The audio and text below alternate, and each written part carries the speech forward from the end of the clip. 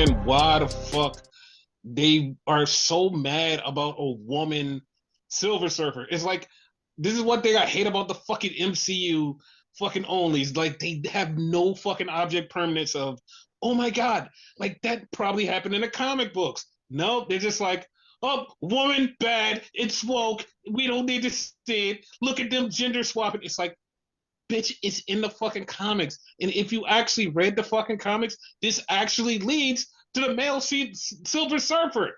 Like, there's a story that leads to this. So why the fuck don't you just shut the fuck up and just let it ride?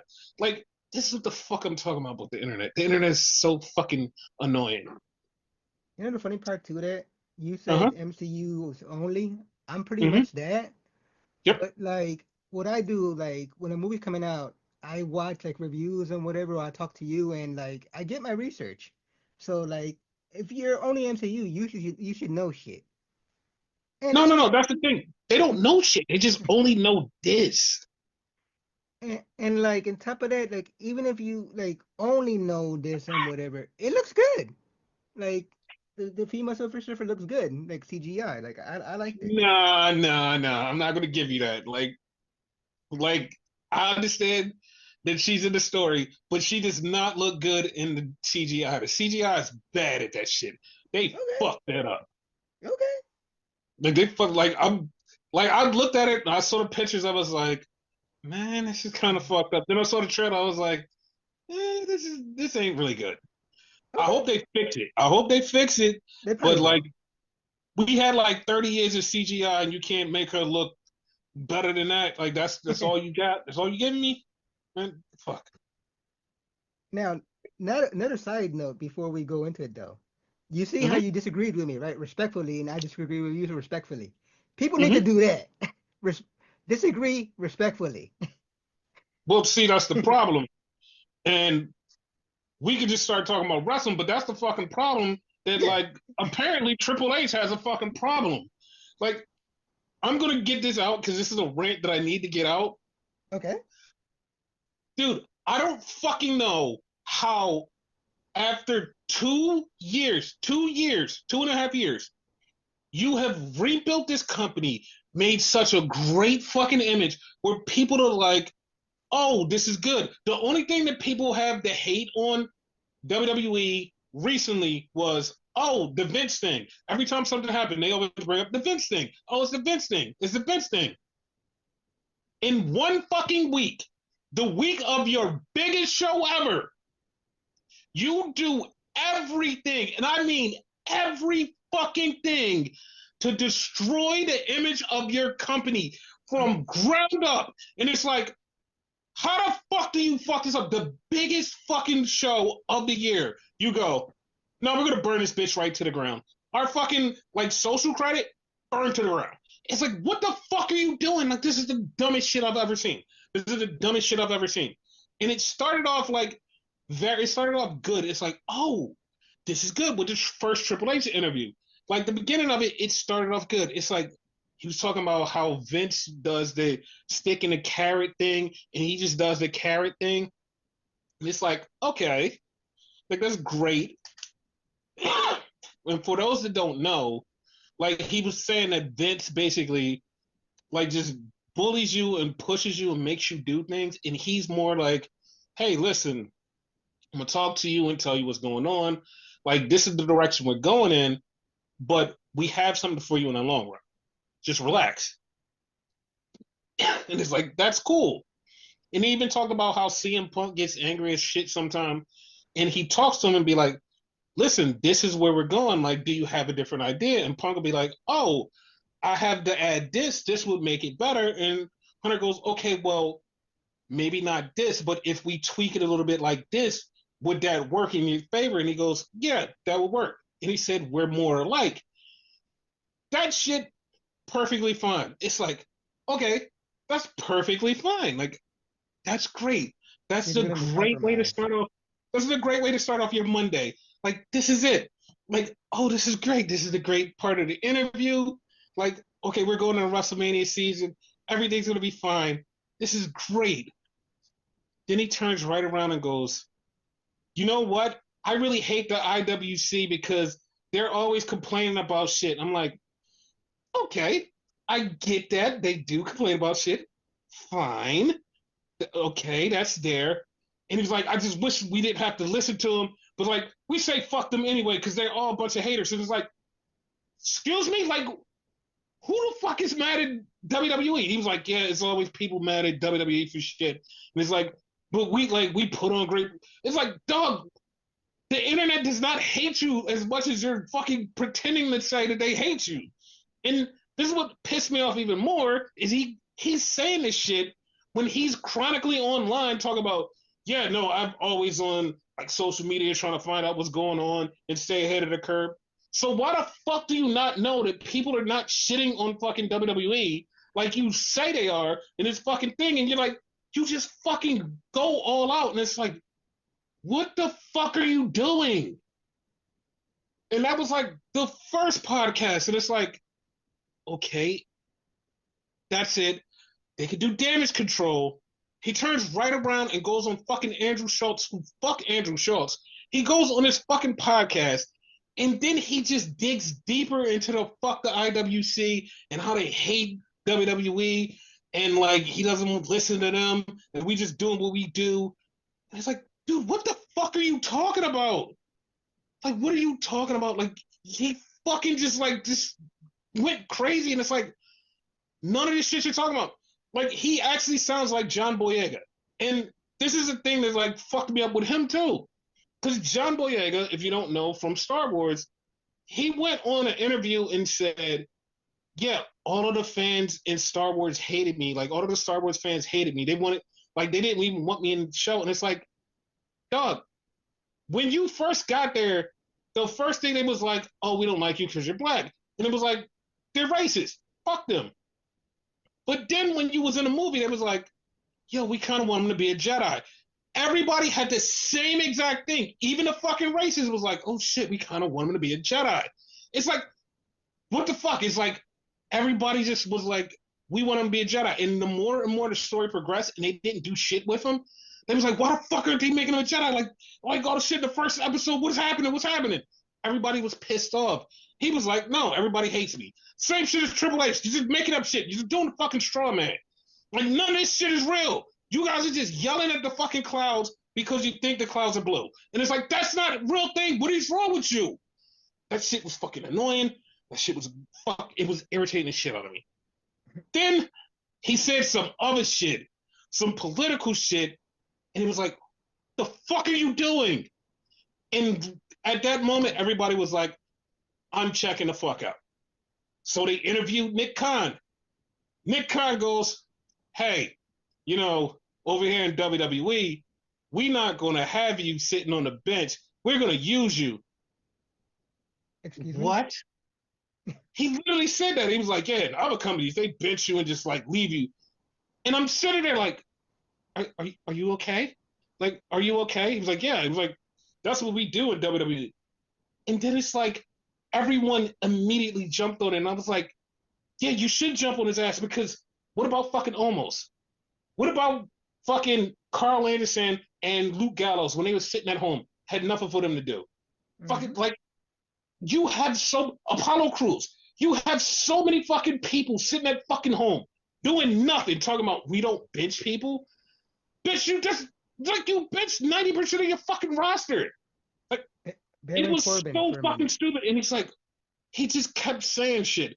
Then he just, like, took a shot at fucking Tony Khan and AEW. And it's like, this is your biggest fucking week, and you're taking a shot at AEW.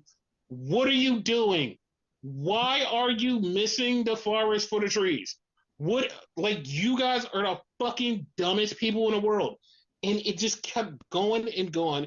And the Nick Khan interview was just like, I'm checked out. Like, they're just ruining WrestleMania for everybody. Then fucking Roman turns around and says some shit, and it's like, well, fuck it, just cancel WrestleMania because it's no point. It's like, at this point, there's no reason to keep going. Like, you have from Monday to Friday burned all of your fucking social credit. Everybody that loved WWE is like, fuck them. You burnt it down. Like, you literally said like Seth Rollins and burnt it down. And it's like, what the fuck is happening? How do you do PR backwards? Your PR is supposed to make you want to watch the show, want to join the company. You're doing it backwards. What are you doing?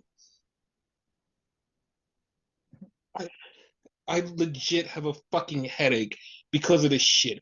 I was already pissed off going into Multiversemania. Now I'm more pissed off because they just fucking dropped the ball. I'm like at the point where I kind of don't even want to watch the show anymore because it's like you just fucking dropped the ball on everything. I'm fucking losing it. I'm fucking losing it. I'm fucking losing it. God. So let's get into fucking Raw All and right. start there because we got 5 shows to cover. Oh my god, they're fucking horrible. They're just so fucking horrible. So Raw starts off with Gunther and Michael Cole, and he's pissed off at Jay Uso, and he's telling Jay he's gonna beat his ass, and he don't just give a fuck, and he's gonna hurt him. I'm like, okay, cool, whatever. So then they play this Bianca Belair promo, which was a really good promo. And then we had Bayley versus Liv. And they actually wrestled their ass off there for a while. And then Bayley beat Liv. So, I like this yeah. match. Huh? I like this match. I did too. But, like, when we get to the go home match way later on in the show, like, it felt like it feels like one thing is going to happen, and I really hope they're swerving us. I really hope they're swerving us. So they played the promo from last week where Seth was about to kill Paul. And then we see Paul waiting on Roman, and he's like, call Roman Reigns, and Roman won't pick up. So that's funny. Yep. We get a Rhea Ripley promo, and then we get Julius Creed versus Rey Mysterio. This was a good match. Yes, it was. I thought you were going to hate because it was a Rey match, but this No, was a I good match. mean, that's the thing. Like, I could hate somebody, but Ray is a great wrestler, regardless, at his age. What is he, like 50 something? Yes, Like, I ain't gonna hate on his wrestling ability. You know what I mean? Like, he did good in this match. And Julius, oh my God. yes. So American Made was out there in LWO. They kicked them out.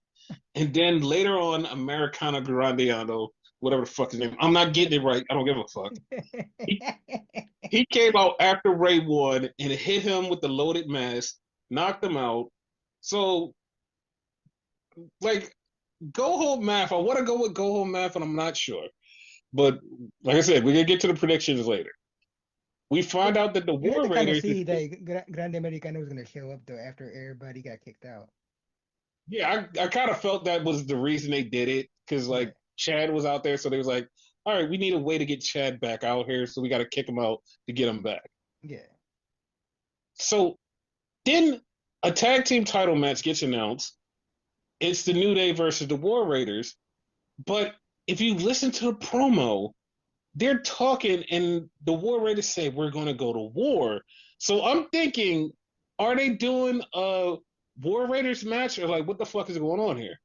I was thinking the Vikings Rolls match, but they're kind of off that, so it's gonna be something similar to that, but more in the war realm of things. Because I did I hear that really too. hope so. They haven't announced it officially yet, but like I'm kind of leaning to it. Yeah.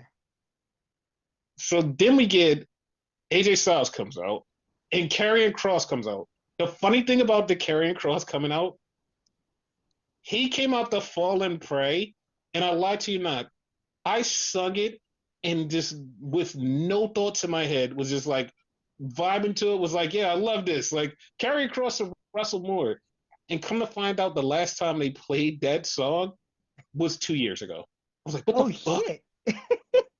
Oh Yeah, shit. because like remember he was with Final Testament, and he never had his own music. They just had new Final Testament music. I didn't know they were together for 2 years. Oh my God. Yes, it was a long time because remember they went into last year's WrestleMania Oh as a yeah. team, so Yeah. they have been together for 2 years.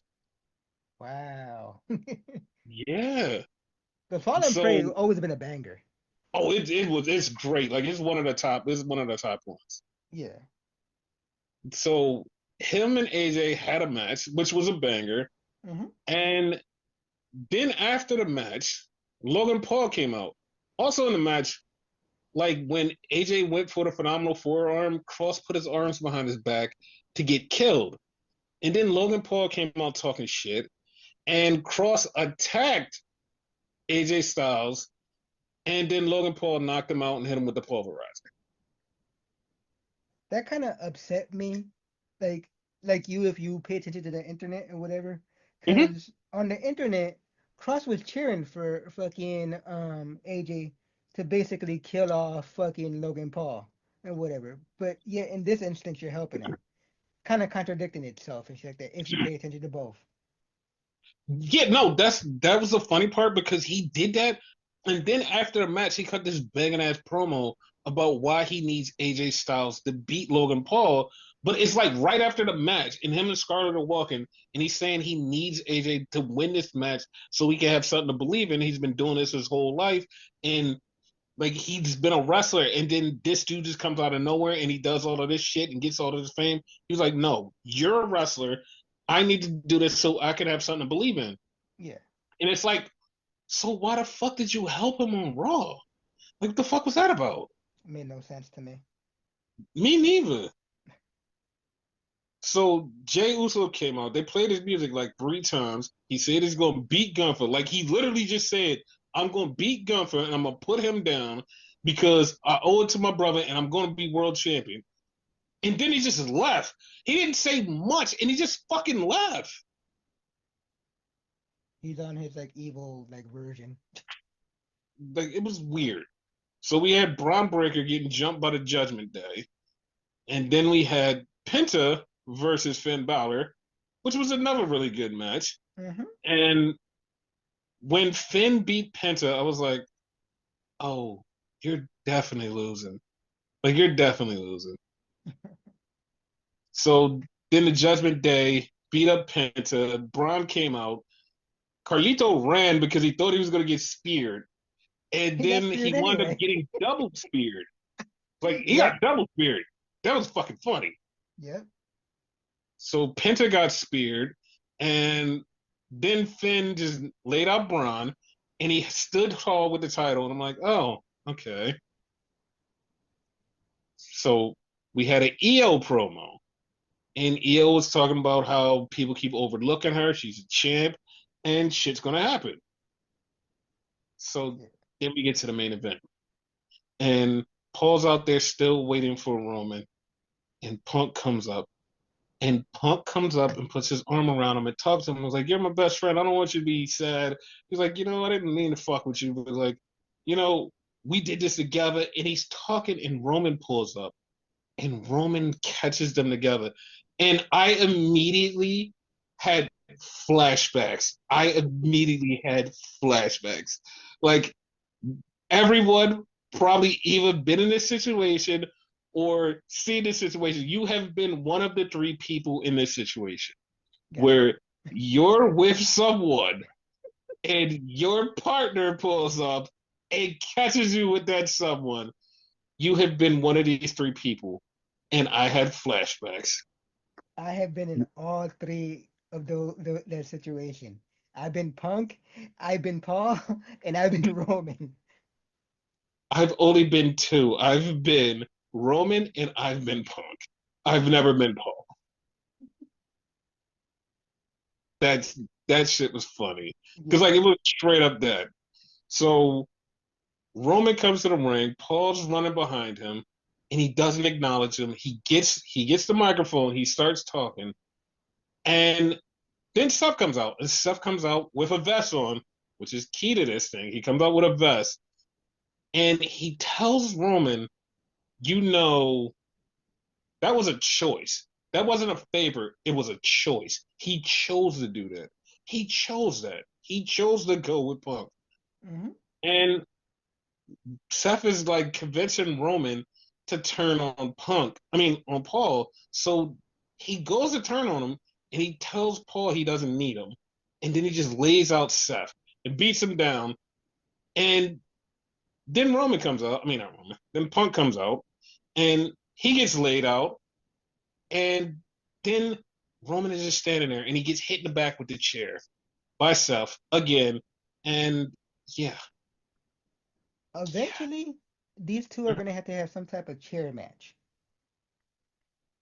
dude. If I want them to wrestle next WrestleMania, they have to Yes. wrestle next WrestleMania.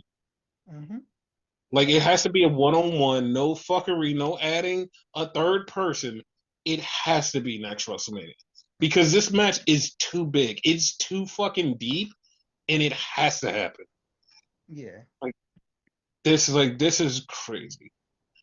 And yeah, that was Raw. I mean, for a go home show, especially to WrestleMania, that shit kind of fucking sucked. Yeah, it was mid. Like it was okay. Like it put the point across, but it was mid. Yeah, no, it put the point across that this fucking WrestleMania is mid. This WrestleMania is like a Madden or a 2K. Like this is a Madden or a 2K WrestleMania. And you want to Okay. know why? Why? Because Madden and 2K will come out with a banging ass version of the game. It's like, yo, this is the best version of Madden. This is the best version of 2K. The next year, it'd be the same fucking one or worse. And you're like, but the last one was good. No, no, no. It's still good. But then the one after that is like, hey guys, we're back. We're back. Everybody's like, yeah. But it's like that That's one in the middle, it just fucking sucks. This is the one in the middle that fucking sucks. yeah. This is that WrestleMania. I see what you're saying. Like you're right about that. Yeah, this just fucking sucks. So we're done with Raw. We're going to move on to NXT. So this was the NXT going to Stand and Deliver. Yeah. And it started off like this was actually confusing to me because like last week I thought they was like, oh, we're going to a multi-man match. But then they said, no, we're gonna have a four-way, and the winner of the four-way goes into a one-on-one with Ricky Starks. I was like, oh, everybody's gonna get screwed, and then we're just gonna have a multi-man match again. In this case, I would be okay with a multi-man because they all deserve to be on the show. Yeah. And this match was actually really fucking good because Yes. I thought it was gonna be like, okay, this is gonna be mid. No, they went out there and fucking killed it. I was like, Hmm. oh shit. So Ricky Saint actually got kicked out of the match because Ethan Page pushed somebody into him, and Ricky was gonna hit Ethan Page, and the ref caught him and was like, "Nah, get the fuck out of here." So That was smart.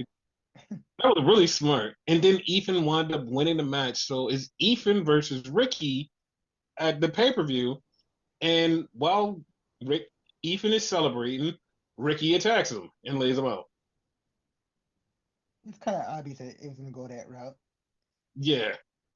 So then we had a Jordan Grace promo, and Jordan was talking about how she started on the Indies, how she was bigger, and how she worked her ass off and trained to get here. And she was like, "At Stand and Deliver, I'm gonna win the title." And at first, I didn't catch it, but I'm like, "Oh, this is unique." And then I realized they just did it on fucking Raw, and they did it again here. I was like, "Oh, like this is a new way for them to do stuff," and I'm down with it. Yeah. So then we had Soul, Zarya, Kalani, and Izzy all in the back talking, and they're all talking about winning the North American title, but they also say, yeah, we don't know who else is in the fucking match. Yeah, that also makes sense. It was like, yeah, we get it. It was like, why are y'all just like y'all don't know who's in the match? Why are y'all trying to say who's gonna win? Like nobody knows who the fuck the other people are. Can't say you're gonna win if you don't know if you're in it. Exactly. So then we get Tatum Paxley versus Lola Vice. And the winner gets put in the title match. And at first I'm like, oh shit, they should let Tatum win. But Lola wins, which is actually okay, acceptable. But like the only reason I want Tatum to win because she had like that momentum. and she was right there. She was about to get it, and then they just dropped that whole entire thing and stuck her with Gigi and left it to that. Yeah. Where's They never Shotzi? they never really let her win like solo matches. That's a good question. Where is Shotzi? Because she's supposed to be part of this group. Exactly. They don't let her win solo matches. That is weird. Like Like she's over, but like I don't know why they just won't let her win. like the last solo match I remember her winning was that casket match against Wendy Chu. Which where the fuck is Wendy Chu? She's evolving. I don't like that. I hate that show. No, I'm gonna point out something cool from that show, and we'll talk about it when it happens. Okay. So then we get a Julia promo, and Julia says, "I'm back, and I want my title." And there's no friends in wrestling, like alluding to her and Stephanie are no longer friends. So like, oh okay. I mean, sure, But you know at the end of it they're probably gonna hug it out or something. yeah, like they're definitely gonna hug it out. Like they're friends in real life. Like they're not gonna change and be like, nah, it's cool. Like Like a it's few weeks back, it was Stephanie's birthday and Julia wished her happy birthday. It was like a big cool. deal. Exactly. So then we see the Meta Girls, Fatal Influence, and Gigi and Tatum. They're in the back and they're talking, and Ava goes, "You know what?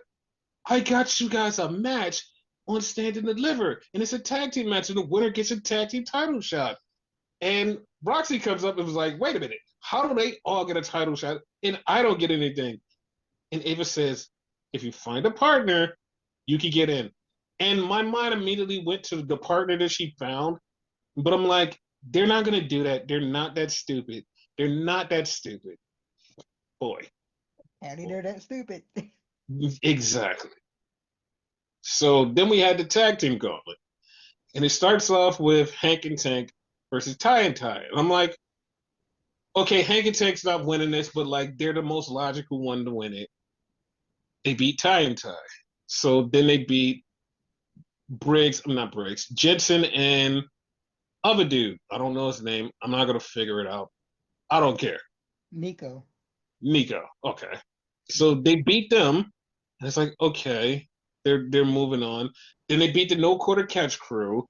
I was like, okay. I mean, sure. Like, I'm not against it, but we just had somebody run the gauntlet on fucking SmackDown last week, and now like we're gonna have this team run the gauntlet too. It's like I understand they're separate shows, different writers, yada yada yada, Hmm. but they need a little bit more cohesiveness or communication with each other so they don't copy each other's homework. Exactly. And then the last people they fought was Briggs and Inamori, and they beat them. So now Hank and Tank are going to stand and deliver to win the tag titles against Fraxia. They need to break up Briggs and Maury. I don't like them together. They do. They really do.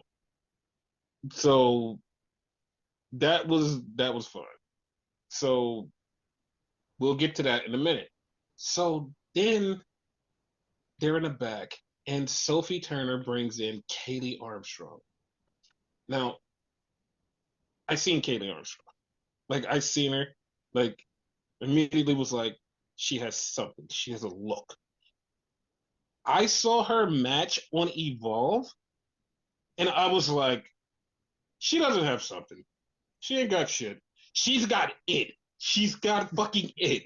Like she had it, dude. I was like, what the fuck? Like this is just somebody you just have on your roster. You just like sticking them in Evolve, like go stand in Evolve. And she fucking stole it, and I was like, oh my god, like this is somebody that's just sitting there. And they brought her to NXT, so apparently they might use her. And I was just like, I was happy because I was in shock. Cause I'm like, damn, she has it. Like she's fucking awesome. If you're that good, you should not be on that roster. I'm just saying. Yes. So then Obafemi pulls up, and in the background, a lot of people didn't catch this. In the background, all of a sudden, Dark State was just like walking around back right behind them, and it's like, why is nobody looking and seeing this? Like, what is happening? right before the commercial, I think it was Vic Joseph. He pointed it out though. Like they cut Okay. it off. He was like, "Is that dark?" And then they cut off. Okay, good. Like at least somebody fucking caught it. Yeah. So we had a Jada Parker promo. And Jada came off so likable, and it makes you almost want to excuse like she even like I don't even know how to put it because she kind of had a cop out, but like she said some shit or liked some shit that was like really fucked up, and she had like a cop out that was like and a kind of excuse where like I still wouldn't buy it, but it's like I still had that vibe of like I'm not sure if I feel you like you're popping off, but like just, sometimes stuff outside of the ring just makes people look at you a lot different. So this is what I'm like kind of on the fence with her. Here's the funny part. I have no hmm idea what you're talking about, but hmm this promo didn't make me like her more. Like No, that's the thing. Like this promo actually made me like, but I was like, yeah, I'm kind of almost forgiving you for some of the stuff you did, but like it it was a likable promo. not to me. I, I didn't care. So then we had Dark State versus fucking Stacks Two Dumbs and Luca. And so Adriana's with them, and Adriana's like, yo, Stacks, you really gonna do this? And Stacks was like, yeah. She was like, where's T? And he was like, yo, he like I didn't even call him. He was like, I got this. And she was like, yo, you didn't even call T? He was like, I got this. So they just start this weird ass fight, and they're fighting all in the back. They fight in the fucking building. Somebody goes through a fucking table. Somebody go through a wall. They wind up going back outside, and they get outside, and then all of a sudden, Tony D'Angelo pulls up. He pulls up. He starts fighting, and then all of a sudden, the cops come, and Tony helps up Stacks, and he's like, "Dude, what the fuck are you doing?" And he was like, "Yo, T, we gotta go. The cops are coming." And Tony was like, "I called them. They were our guys." And he's like, T, listen. He was like, no, no, no. He was like, at the end of the liver, it's going to be us versus them in a match. That's how we handle things. Not like this. And I'm like, he's going to fuck you up. Like, Yep, Stacks is going to fuck you up, Tony. 100%. And then, like, when they hugged, he had this face like, I'm going to fuck you up. He had the face. The fucking John Cena type of face. Like that's the meme. Yes. So then we had the Stephanie Vaquer one. And this is actually what fucking put over the interview she had that like a lot of people were talking about. This is what made the interview more and more important because the interview she had, they asked her about choosing WWE over AEW. So she said, yeah, she was like, after the match with Mercedes, they hit me up and it was like, yo, what's up? What's your contract status? She was like, yo, I don't have one. They was like, all right, let's talk. So she goes to them. Then AEW hits her up and was like, yo, we want you too. So she was like in between both of them. She didn't know what to do. And then AEW was like, yo, we'll offer you this much money. So she went to WWE and was like, yo, listen, they're offering me this much money. And the thing is, she wanted to go to WWE. That's her dream. So she went to them and was like, yo, they're offering me this much money, dog. Like, what do I do? WWE goes, take the money. And she was like, yeah, but like, I really want to be here. It was like, yeah, we can't offer you the same thing. Like, just take the money. Like WWE just told her, was like, take the money. So she was like, I was more conflicted. And then she kept thinking about it and she got a call from Shawn Michaels and Shawn was like, listen, like if this is really your dream, like you could sacrifice a little bit of money for everything you want. Like if this is really what you want, then go for what you want instead of just going for the money. He was like, yeah, the money is tempting. And it wasn't like he was talking her out of it. He was just telling her because she was conflicted. She didn't know what to do. It Yeah. was like, do she go with her dream or does she go with the money? And Sean talked to her and she was like, she made the decision to take less money to go with WWE. And a lot of people was like, oh, that's stupid, that's stupid. But at the same time, it's like, this is what she wanted. This is her dream.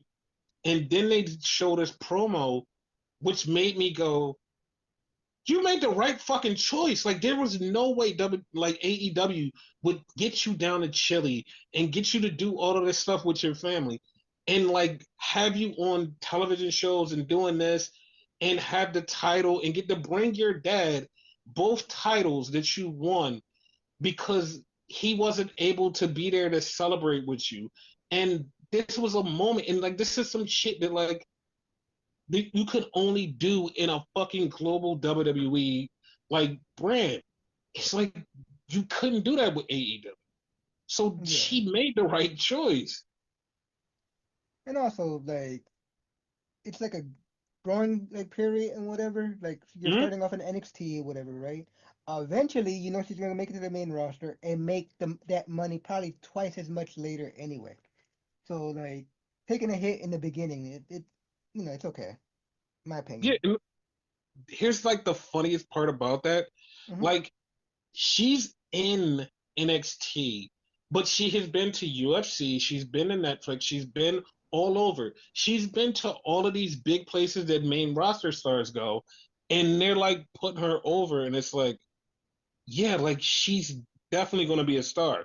Like she's already getting the notoriety where people are like, "Hey, we want to interview Stephanie. We want Stephanie here. We want Stephanie here." And it's like she's going to like once they go, "All right, we're giving you this much money and you're going to be happier." Like she's champion, she's getting exposure, she's getting everything she wants. She's like that's why this like means so much. Yep, in such a little bit of time too. Mhm. So then we had Hank and Tank and they're talking and so Fraxum comes up and was like, yeah, like no matter what happens, you guys aren't winning the fucking titles. And then like they was like shake our hands, and fucking Nathan Frazier walks away. Axum shakes hand. It was like, oh okay. Nathan's a bad guy. Like I can't wait till they break up, kind of, because they're gonna go to the fucking main roster. Yep. So then we had Roxy, and she walked in a room with Ava, and she's like, okay, I want to be in this match. And he was like, where the fuck is your partner?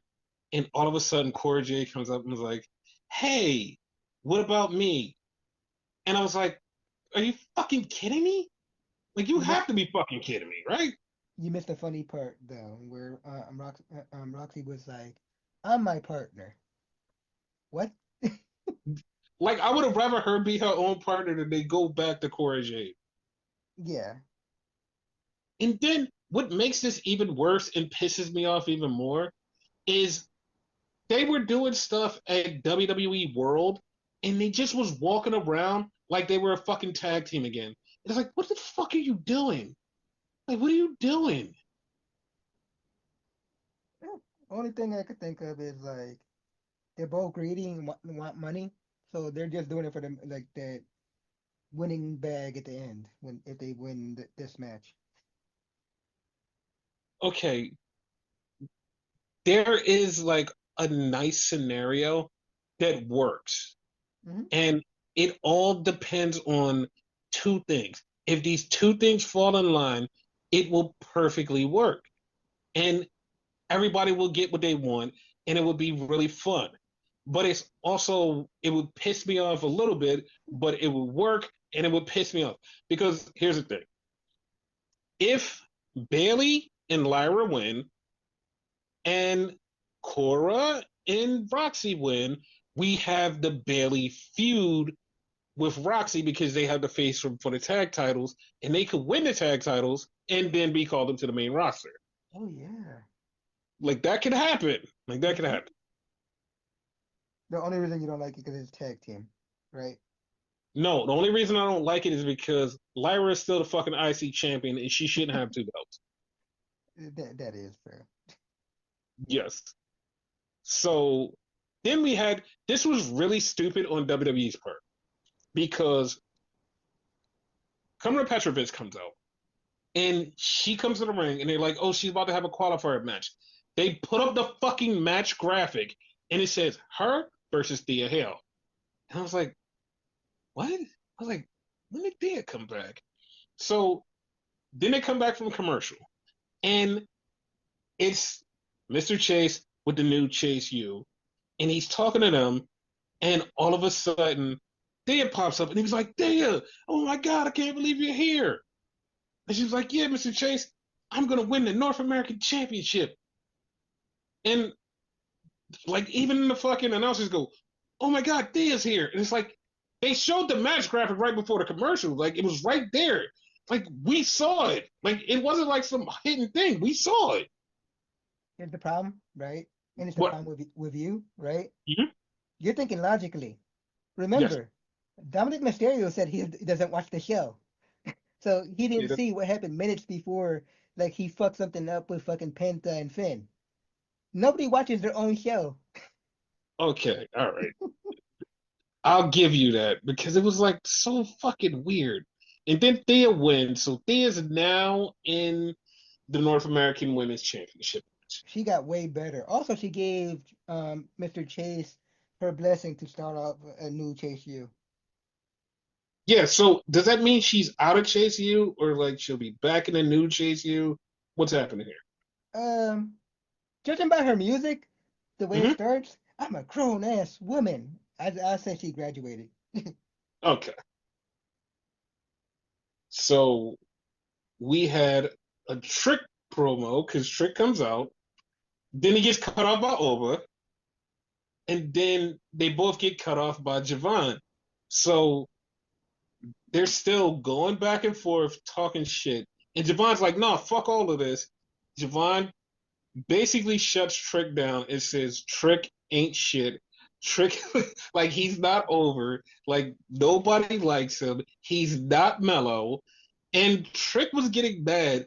And then he was like, he turned to Oba and he told Oba, he was like, listen, man, he was like, I don't really have a problem with you. You're gonna go headline a bunch of WrestleManias, but I'm gonna beat you for that title. And like they both like Trick and Oba was like they got mad at him and they tried to kick him out the ring and they started fighting and he came back and dropped both their asses and held the title. And I'm Is just it me like, or is like Javon way cooler now for some reason? because he's a heel. Like Yes. he's going for the heel turn and we'll see it at the pay-per-view. He's way cooler. And this is one thing that I noticed and I'm like, oh my God, like this is what we need in wrestling. Because I'm watching Javon cut a promo. And to me, because it's me and I'm from the hood, I fucking get it. And this is how young boys talk. And I'm just like, I'm listening and I'm just like, oh yeah, he's just a young boy. And then I realized like, whoa. Like he's not doing WWE scripted type of talk. He's not changing his cadence to be like more like white and like sophisticated.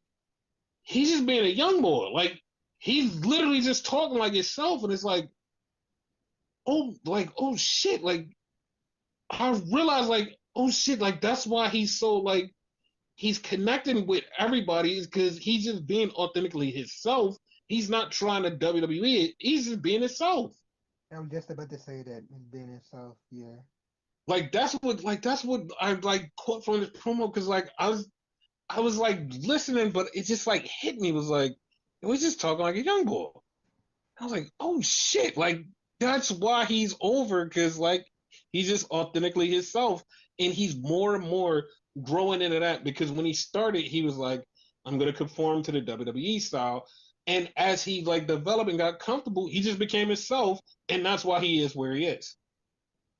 Oddly enough, I compare it to like, and we always bring it up when it comes to True, Trick, the fucking Bowdy promo. Like Mm-hmm. that was all WWE. Like that wasn't Yep. them being authentic. So, Exactly. and then later So, on, with Mello too in that promo, they both made mhm. him like. authentic after that. And that's why Melo's got so over and Trick is over now. Exactly. So let's do the stand and deliver card. Let's do Okay. the card and do our predictions. Yes. And let's start at the top. Just start it with this match. Who do you think is winning in triple threat? Javon, Oba, and Trick. Just because of our speculation, quote unquote, because I feel like 100% is going to happen, Javon is the leader of Dark State and he's stealing that fucking title. That's exactly where I'm going to.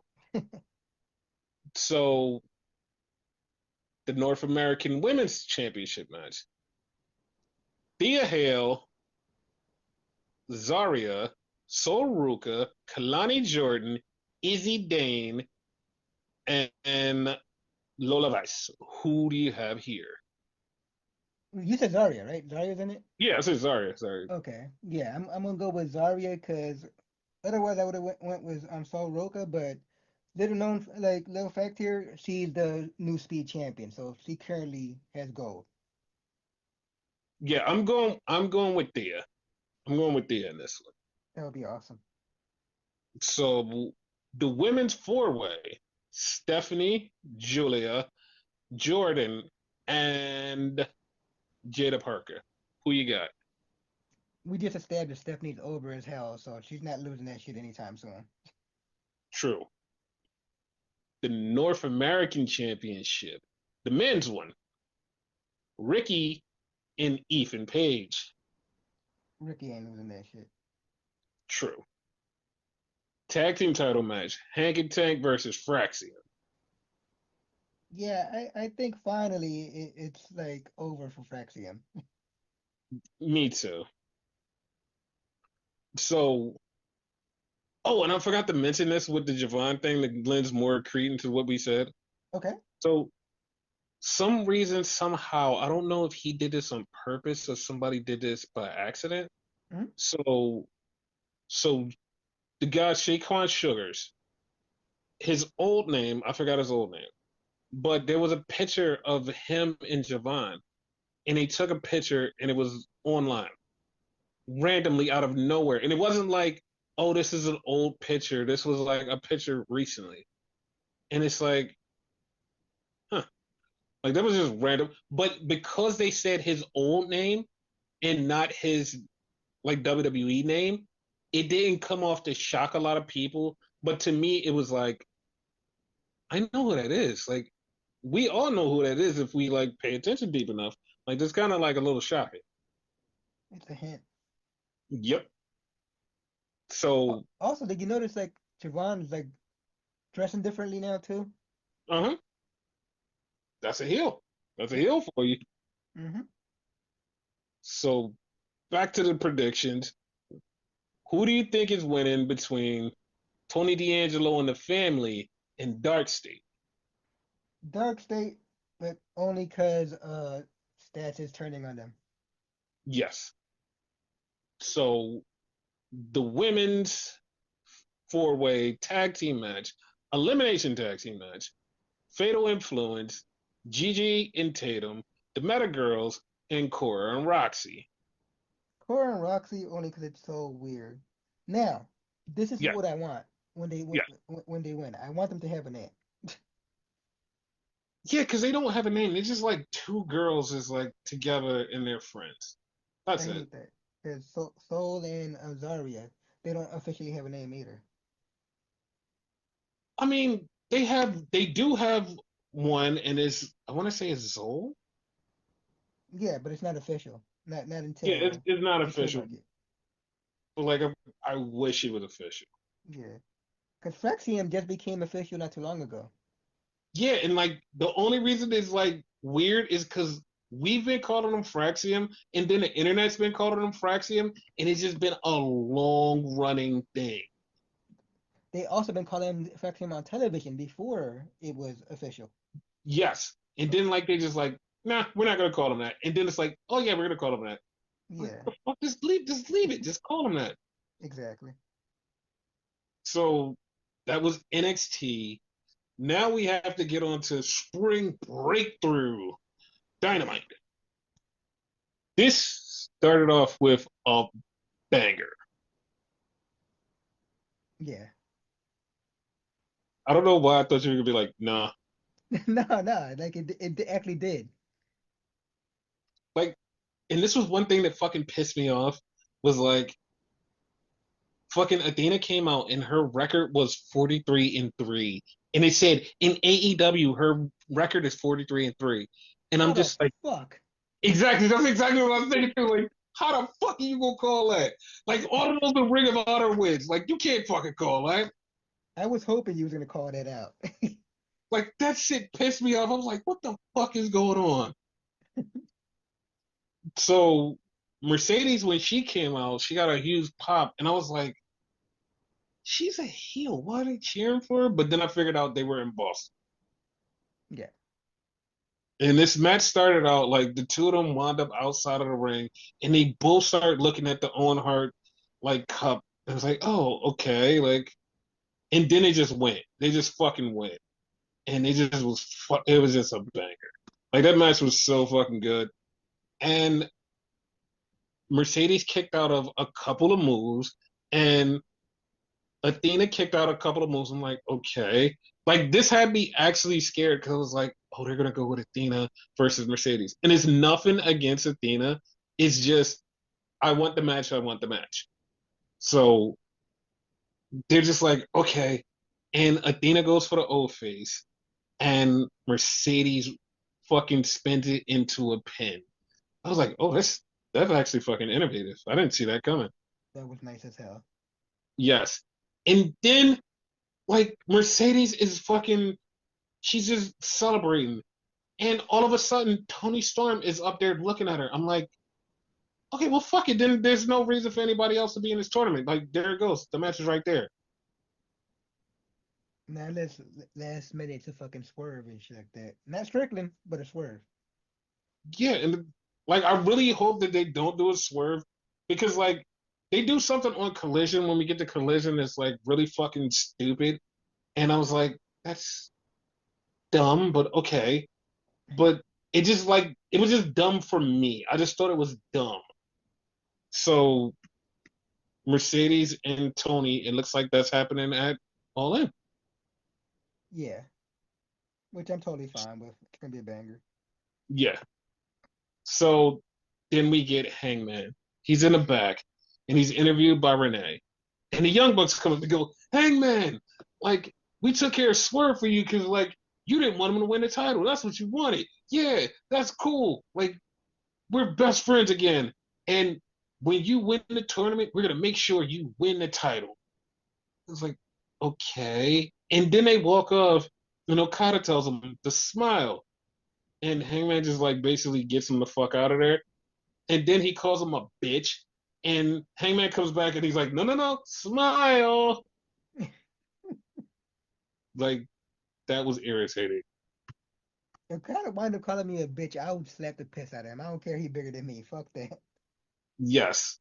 So this has been running around since Dynamite. This has been running around. People have said this. And I kind of fucking agree with them because they're like, Okada used to be one of the best wrestlers in the fucking planet, and now he's just a fucking joke. Like he probably would have been better going to WWE. And like the funny part was like it just like people start saying that, and then like you had Brian Alvarez go, I was gonna say kind of, but no, I really think he would have been better in WWE. This is just embarrassing. He's a parody. Like, remember in New Japan when he did that whole gimmick with like the red hair, the balloons and bullshit like that? Everybody hated that shit. No, no, no, no, not that one. Kato when he did Kato in TNA. I mean, both were pretty bad, but like this is Yes. like on that level and whatever with things people hate and whatever. Like he's too good to be the Young Bucks bitch, and that's pretty much what he's being. Yeah, and it's just so irritating. And I know he's gonna have like the banger with Kenny, and then everybody's gonna say, see, see, see. And it's like we had like almost 2 years of him doing nothing. But what's the point of having like a banger match if you're gonna be a bitch the whole time. You know what I mean? That's I don't like that's like fucking I don't know who the worst person I could think of right now. That's like them pushing evil Uno. know. True. Like why? But like, okay, so I'm kind of so this is a thing that I've heard and like this has popped up a couple times over the course of the week. Hmm. So remember how we've been talking about Mariah May and people are like, no, she's gonna be under contract for longer, she's gonna be under contract for longer. Hmm. Fightful, Sean Ross Sapp said that she signed in 2023.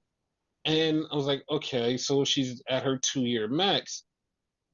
And somehow this leaked out, and somebody said that I don't even remember exactly what it was, but someone was like, hey, she's no longer going to renew her contract. When her contract's up, she's done. She doesn't want to renew it. She told AEW she's not renewing it. So all of those little hints about her going to Orlando and all of that, then yeah.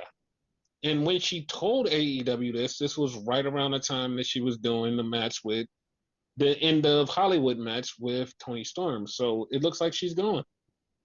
Oh, so that match had a lot more meaning than it was meant to have. Shit. Yeah. So back to the show. We had Hangman versus the wild card, who we predicted Josh Alexander. Yes. Yes. So I kind of didn't want this, but Josh Alexander lost, and then Kyle Fletcher came out because he's next up to fight Hangman, and Don Callis got in fucking Josh Alexander's ear, and Josh Alexander attacked Hangman, and I was like, fucking hell. Uh, Yeah, yeah, that's a he thing. It was bad. he's in the fucking family. He's in the fucking family. God damn it. And like when we get to Collision, it's even more in the family when we talk about that in a few. Like holy shit. Like yeah, like I will like something just popped in my head because like I just remembered this from the Triple H interview, the fucking disgusting Triple H interview, where he was mad at the internet for finding out that Drew McEntry was going to win an Elimination Chamber, and they changed it, and he said, "Yeah, that was never going to happen. Like you guys, like we put that information out there. It was like so it was going to happen, and we reported it and said it that day, and now you're going to say, no, it never happened. What is going on here? What's happening?" Trying to confuse people and shit. Yes. So speaking of confusing people, we had a patriarchy thing, and Nick Wayne was talking shit, and Christian popped up, and Christian said, "I was away, and while I was away, I got you something that you wanted." Now this pissed me off. This fucking pissed me off. He goes, "I got you something that you wanted. I got you in the New Japan Best of Super Juniors tournament." How the fuck you got the power to do that shit? Wait, do you want to know why that pissed me off? Why? Because 2 weeks ago they had every participant that was in it, and Nick Wayne was in it. So 2 weeks ago, we already knew Nick Wayne was in it. Everybody that has a fucking internet knew that Nick Wayne was in it. So Christian coming back and saying, "I got you in there." Like, aren't you surprised? Because that's what you always wanted. And I'm like, dog, we knew he was in it. Like, what the fuck? Like, what is this? I Like, was gonna make a what is joke and this? tell you like that's not true because like I didn't know, but I don't follow New Japan like that. Yeah. So then he tells Nick Wayne, "I also got you a match tomorrow on Collision with Commander for the Ring of Honor television title." And I was like, okay, who cares about that title? Like, why would he want that shit? Exactly. So we find out that FTR has been suspended for $30,000. Ooh. Yeah, apparently that's a lot. Yeah. So we did have another banger tag match with the Hurt Locker business versus the Gates of Agony. It was a good match. Yeah, it was a good match. And after the match, MJF came out and he wanted to get with the crew again, and he said, "I come bearing presents," and he brought out a bunch of women. And he tried to seduce them with the women, and he wanted 3 thumbs up. Come on, guys. And Shelton kept saying, "I want time." And he wanted MJF's watch. MJF gave him the watch. He still gave him a thumbs down. And they left MJF and took the women. And I'm just like, the more and more this goes on, MJF is going to fucking screw them over. Like, this doesn't make any sense. Like, this is exactly what's going to happen. Like, he's doing all of this to get with them, and they keep saying no. He's going to fucking screw them over and beat the shit out of them with his own crew. Also, here's another problem. They clearly Mm-hmm. said, as you said, they need 3 thumbs ups. 3, Mm-hmm. right? Yes. At this point, Bobby doesn't like this motherfucker for shit. So even if he fucking gets Shelton on his side and Shelton says yes, he's only gonna have 2. Exactly. Because Like, this is MVP so. already for it. Like, he already gave him a thumbs up. So to me, this is so weird and it's so dumb. But I feel like they're gonna give him 3 thumbs up, and then they're just gonna like fuck him over. So then once again, they're in the back and they bump into Alicia too, and they still talking shit about MJF. And MVP is trying to convince Bobby to let him in the group. They wind up just taking the women and just walking off, and then they'll say, "I think about it." Like the only other way this could like work out in Mm-hmm. MJF's favor, right? Mm-hmm. Without him having another crew, if they do what they always do with Bobby Lashley when he deals with MVP, right? Mm-hmm. Eventually MVP turns on him and the crew turn on him and Bobby's out and MJF is in. Doesn't look right in Okay. my opinion. Like I hate the idea myself, but it could happen. Yeah, because this is really boring to me because it's like, one, I hate Max, and two, like, this story just doesn't feel, it just doesn't feel anything. Yeah. Like, I don't feel anything. It's not like something that like I'm gonna be hyped for a match or anything. It just doesn't feel nothing to me. It just there because Yeah. So then we had a banger of Will Ospreay versus Takeshita. this was an amazing match. Yes. And William Ospreay beat Takeshita, so now he is in the finals. What you called. Yes. You know what's really fucking weird? And I just figured this out. What? Will's in the finals. Like, Hangman, on Hangman's side with him and Kyle Fletcher, neither one of them are in the semifinals. They just got out of the first round. What the fuck? Exactly. Like, they just got out of the first round. Even the women are in the semifinals. Like, Mercedes is in the finals, but the other side has Jamie and Chris Statlander, who are both in the semifinals, and the winner goes to the finals. Like, the men's just getting fucking started. Somewhere their men's fucked up. Somewhere. Yeah. So then we get Moxley. Moxley's walking in the building, and the rest of the Death Riders are there because they're coming in for the 6-man championships. And going into this match, I knew exactly how this was going to end because Moxley was in it. I was like, I know how this is going to end.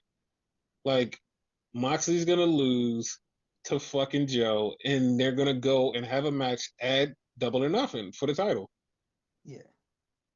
So apparently they go, oh, Hook got attacked and Hook's out. So they're gonna go 2-on-3, which was Shibata and Joe, but then they had a fucking person who was Will Hobbs. And I was like, Which oh, this actually makes sense. This is actually cool. he fits perfectly. So here's the thing, right? Hmm. I showed you the footage last week and we talked about it off air Hmm. that Hook got hit and he threw up in the ring, and then they proceeded to beat him up a little bit more. Yes. And I said to you, I was like, that looks like a concussion. Then other people said, no, no, it's not a concussion. They talked to somebody, he's fine. He just had something bad to eat. And I was like, that looked like a concussion, like the way he was stumbling and just throwing up. They're like, no, he just had something bad to eat. So why the fuck is he out this week if it was nothing wrong and it was just like a little stomach flu? And also, why is Taz not there? Yeah, it's definitely a concussion. Like I've had concussions before, and like I've actually thrown up like that. So yeah, it's a thing. Exactly, and that's what pissed me off. It was like if it happened, fine. Like there was no reason for them to be like, oh no, it didn't happen. Just be like, yeah, like he might have got a little shaked around, whatever. You could have just said whatever. It wasn't like nobody was like, oh my god, this is the worst thing in the world. You just could have said, all right, he got a little shaked around, like he's all right. It just left it at that instead of saying, no, he's fine, he's perfectly fine. Like he just threw up because he had something bad to eat. That's it. I was like, no, just say he got knocked around, and got a concussion. Just say it. While I agree with you 100%, Mm-hmm. I understand their point too, though, because they're known for not being safe. Like my go-to is always Matt Hardy getting fucked up and getting a concussion against Sammy Guevara and whatever. So they kind of have a reputation for not being safe. So they kind of want to keep that on the low and whatever. Which, whatever. But I agree with you that they should say it, but I understand why they didn't. But this company has been around for almost 6 years. Yes, They beat the Nitro record of being the primetime WC like show on TBS. yes, And Tony Khan fixed it. He did fix it. He fixed it and finally. he did the right thing. Like so, okay. But like they've been around. Like you can fix this shit. Like just say, all right, like we fucked up. Like it's just that easy. Like it's not bad. Like we know that like people get injured. Shit happens. Like just be like, all right, he got fucked up. Like he just got knocked around. He got a concussion. It's all right. Move on. Like we know shit happens. You just could have said shit happens. All right. Yeah. Like That's what I I would, want. me personally, I wouldn't complain if they did that shit. You know what I mean? But hey, they don't want to admit to their fault. Fuck it. Yeah. So after the match, like because they beat the Death Riders and they finally lost, everybody came out to celebrate. Like Yes. everybody came out to celebrate. They were all out there celebrating, go yay! And this was like a big moment for AEW because like the good guys finally beat the bad guys. But at the same time, it's like you beat them for the 6 man championships. You I was didn't, thinking that. yeah, like it was only the 6 man. They still got the world titles. So it's like, yeah, it's a little victory, but like it was big go home because like this is the big show. They beat Nitro. Everybody's out there happy and all of that. So yeah. Oh Like, yeah, I forgot. Swerve and the Young Bucks was out there, and like Swerve destroyed the Young Bucks, and that was a thing. yeah, whatever. But Yeah. okay, like this was a good win for, I guess, fucking AEW, WCW, if you will, right? Hmm. But if this is how big that win is, how big of a win is it going to be when Mox eventually loses his title? You know what I mean? At All In is going to be huge. Like that's the only little small part of this win that I wouldn't have did. Like Moxley got fucking choked out by Joe. Mm-hmm. You could have did that with somebody else getting like Hobbs power bombing Willa Yuta. He could have power bombed Willa Yuta and pinned him, and you could have had Joe still choke out Moxley. Like he could have choked him out in the middle of the ring, and Hobbs could have pinned Yuta. 1, 2, 3, match is over, and you win. You take the titles off of him, but you keep Moxley looking strong because he didn't lose, and Joe choked him out. He's laid out by Joe, and now he's pissed because he got laid out and he wants revenge. And it's not like he lost the match. Now he lost the match and he's a loser. And it's like you know that he's not invincible. It's like he's not invincible then. And it's like that's not the thing that you should have did. Like the win should have came with somebody else doing it and Joe still choking him out. Like Yeah. as long as Joe choked him out and he didn't take the pin, it would have been way better. Because it would have looked like he's still strong, but Joe can beat him. This is like Joe beat him. Now there's no way that Joe's going to beat him again. No, that makes perfect sense. Yeah, it was weird. Like it was a great moment, but it's just like I would have just changed it in just a small tiny bit to make it just go like because I was going into this was like there's going to be some kerfuffle with Joe and Moxley, and it's going to lead to Joe versus Moxley at Double or Nothing. Yes. I knew that going in. So, Also, quick question, right? mm-hmm, They didn't even bother mentioning Hook all like that, right? mm-hmm, Like, 'cause there's like an interview later on with fucking Joe talking about the fucking like ops and whatever. We'll get to that when we get to that. mm-hmm. Is he still part of the ops, you think? Or they're gonna lead to something where like Hook is a bad guy, you think? No, Hook is still part of the ops. I think he doesn't want to bring it up because they don't know how long he's going to be out.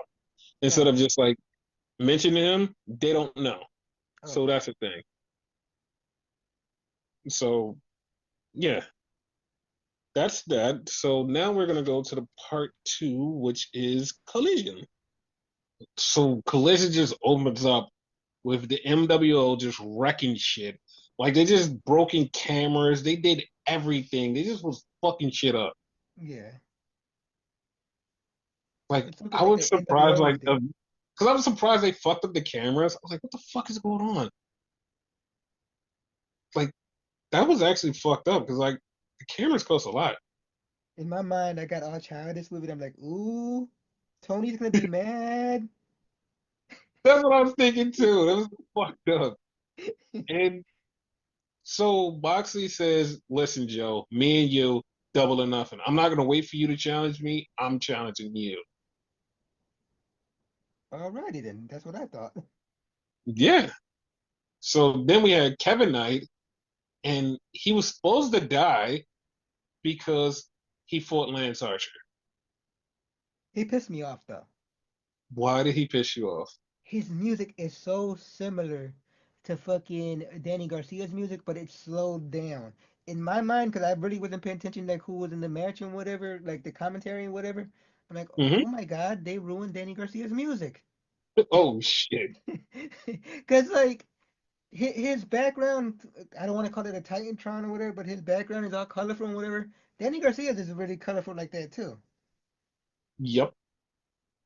So they fucked up on visual because like they started to show the all in thing, Yeah. but they were going to this interview with Joe. And for some reason they fucked up and they showed it and then they cut it and then they showed Joe. And Joe was like, yo, we're the 6 man champions. Yuta, well, not Yuta. What the fuck am I talking about? I'm about to, Shibata. I'm about to say he joined them. What the fuck? No, it was Shibata, me, and then Will Hobbs. Cause when he just shout out Shibata in itself, I was like, damn, you're not gonna say Will Hobbs? Cause he just paused for a long time and then he was like, and Will Hobbs. I was like, You kind of gotta give a dramatic pause though, because like at that point he's like an alternate. We really don't mm-hmm, know if he's like an actual member or not. Turns out he's an actual member. So yes. So then we had Chris Statlander and Jamie Hayter, and they were talking. And Jamie tells Chris was like, "Yo, like you were a former TBS champion, blah blah blah. But you know what? I used to be the former women's world champion. So I'm going to beat you, and then I'm going to go forward in this tournament." And Chris was like, "No, I'm going to beat you." And he's like, "All right, let's see who wins." yeah, Like I actually like that. it was good. Like they kind of had respect for each other. It wasn't like all mean and shit. Yeah. So Tony Schiavone read this letter from FTR. They apologized and they're sorry. It's like, okay. And they also told Tony they love him. So sarcastic. Like, I could hear the promo in my head if they were on the mic. Yes. So then we had Takeshita and the newest member of the Don Callis family, Josh Alexander, versus Ishii and Rocky Romero. And Rocky and Ishii were doing a thing, and then all of a sudden, Rocky just wouldn't tag Ishii, and I was like, oh, he's turning and going to fucking family. And that's what happened. He went with the family, and then we got a surprise return from Trent Beretta. Like we like we could agree on this. Like neither one of us likes the Doncast family, but Mm-hmm. he has a ton of talent on his fucking squad though. If only they went solo and did their own thing, right? Mm-hmm. However, the only lemon he has right now is Rocky. True. That's one that True. should not have been in this crew. So a funny thing about Rocky, and I noted this like has nothing to do with something, but it does have something to do with something Okay. because Naito is leaving New Japan. He's not renewing his contract. He's done.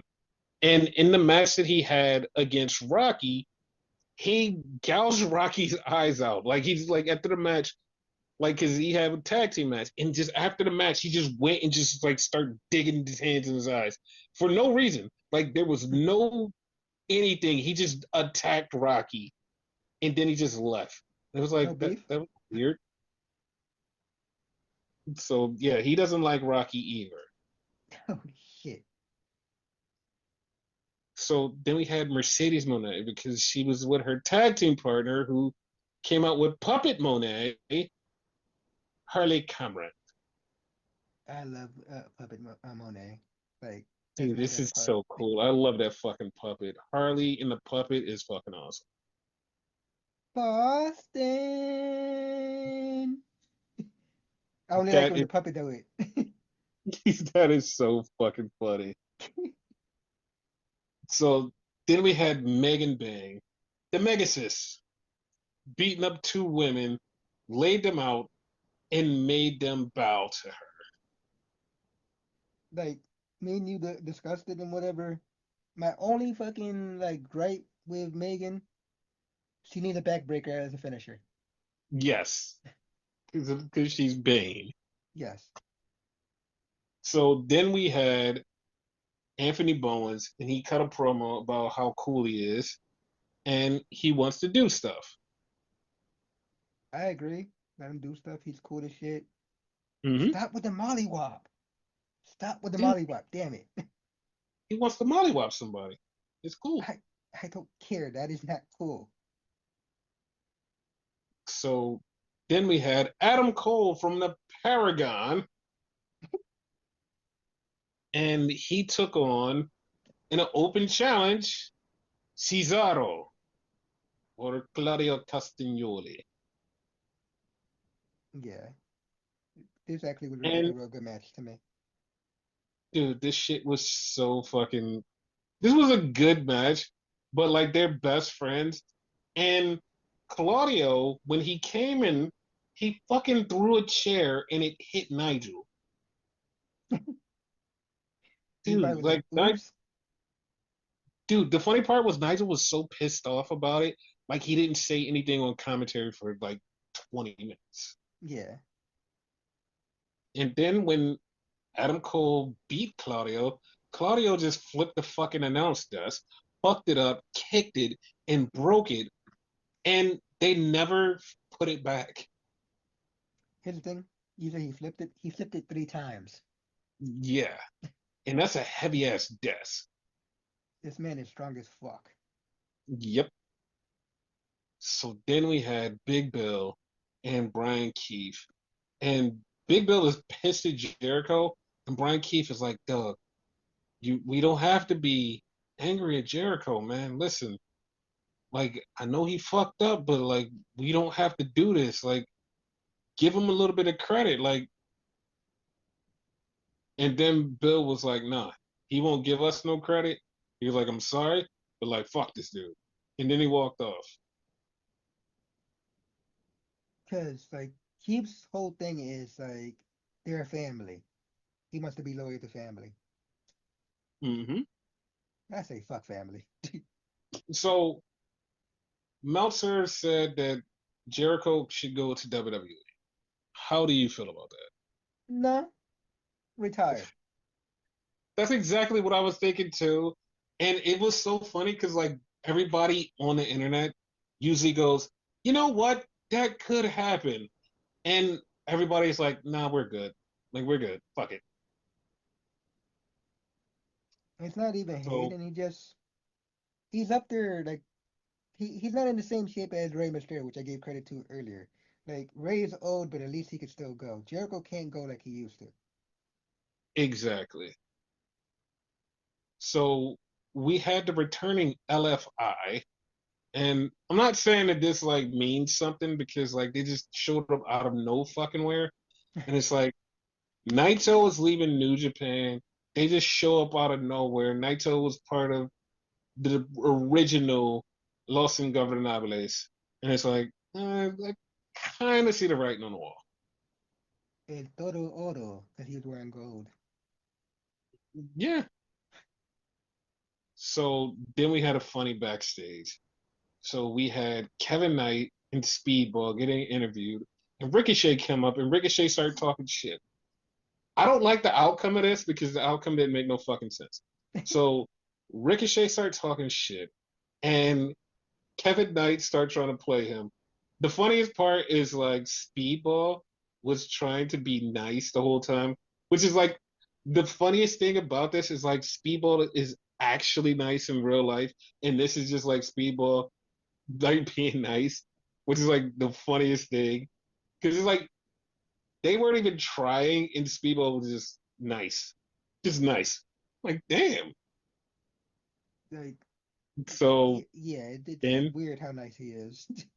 yes, so then Kevin Knight did the thing because Ricochet was talking about how much he's done and how much he's got, and Kevin Knight goes, "Yeah, but you don't have one thing." And he took his hair out and he shook it, and then Renee, she left. She flipped her hair.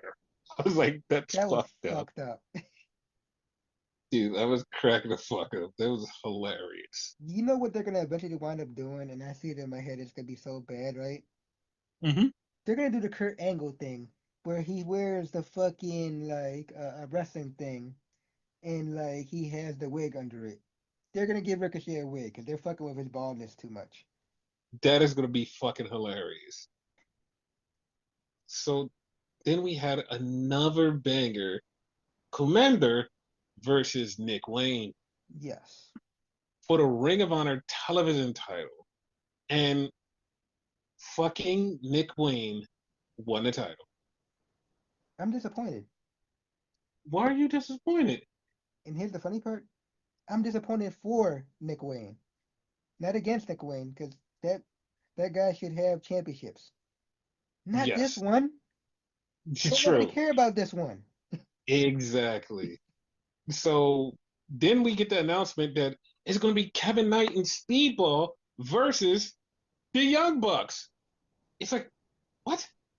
They don't. What? The fuck does that have to do with anything? Night Speed. Like, it was supposed to be Ricochet and somebody versus like Kevin Knight and Speedball, or just Ricochet versus Kevin Knight. They're like, nah, fuck this. We're gonna go a totally different direction and Wait, throw a wait. monkey. No. I just realized AEW's right. You're wrong for once. Okay, okay. Let me explain why. Why? Ricochet doesn't have any friends. Don't nobody like Ricochet. So ain't Okay, nobody that gonna team with him. okay, that makes sense. People only like that 6 man they had not so long ago. They only team with him when they're forced to. True.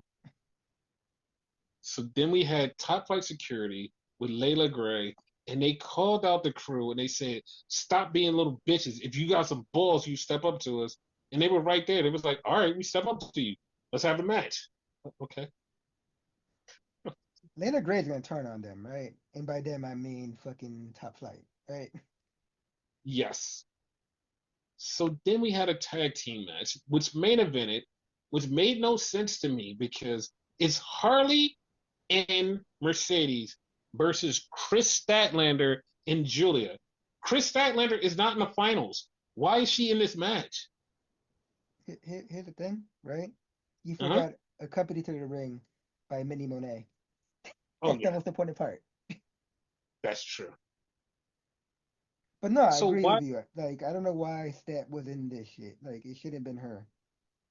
it was weird. So Tony Storm was on commentary. Julia Hart caught Mercedes and she kept her in the corner, and Chris Statlander pinned Harley Cameron. She pinned her, and then she went outside, and her and Tony were looking at each other, and I'm like, okay, but like she didn't win to go to the finals. Only Mercedes is in the finals. What is happening?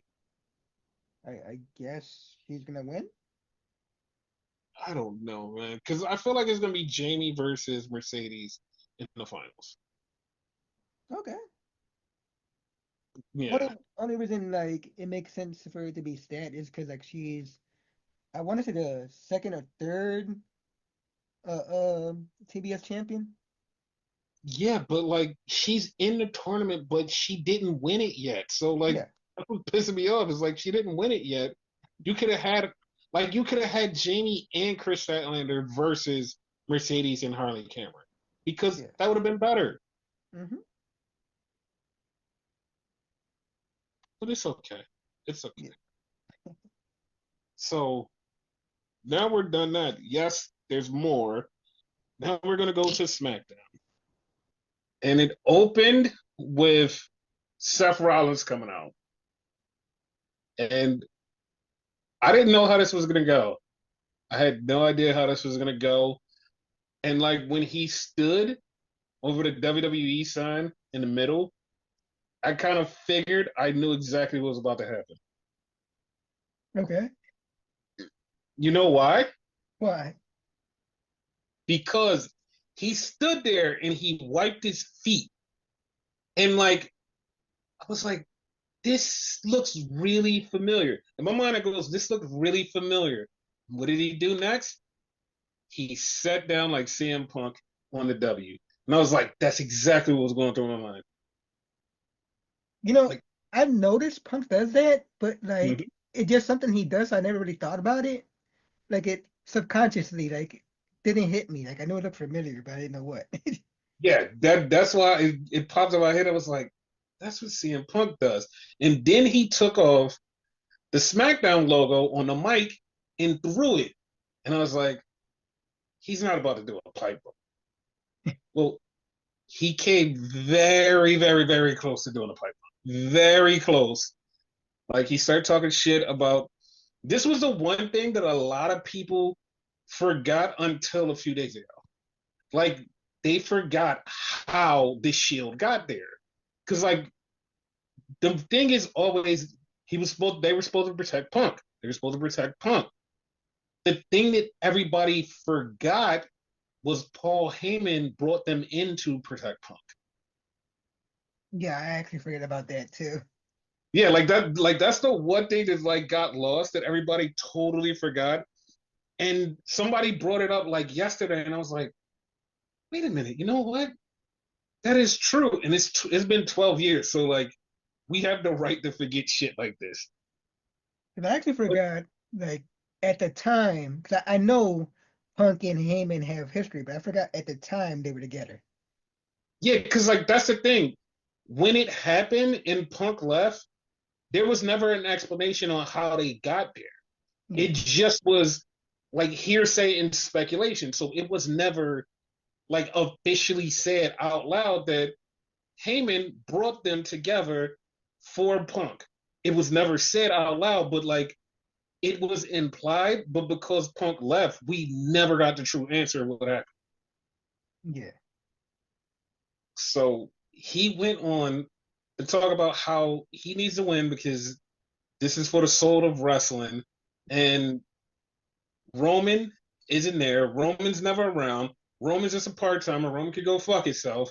And CM Punk always coming back for the money. He never came back for you guys. The first time he came back to AEW, and he said the other place, he didn't say AEW. He said he only came back for money. And he said when he came back here, he only came back for money. He didn't give a fuck about you guys. And he said he needs to win, and he's gonna win. And then he said it's not a prediction, it's a spoiler. And I was like, we all already speculating that it's gonna be Paul Heyman that goes with Punk. I mean with Seth, but for him to just say it out loud is just like, okay, this is the second time you've alluded to this, and like you've been the person standing tall in this whole beef at the end. Now it's like it's too on the nose. I don't know if it's gonna happen though.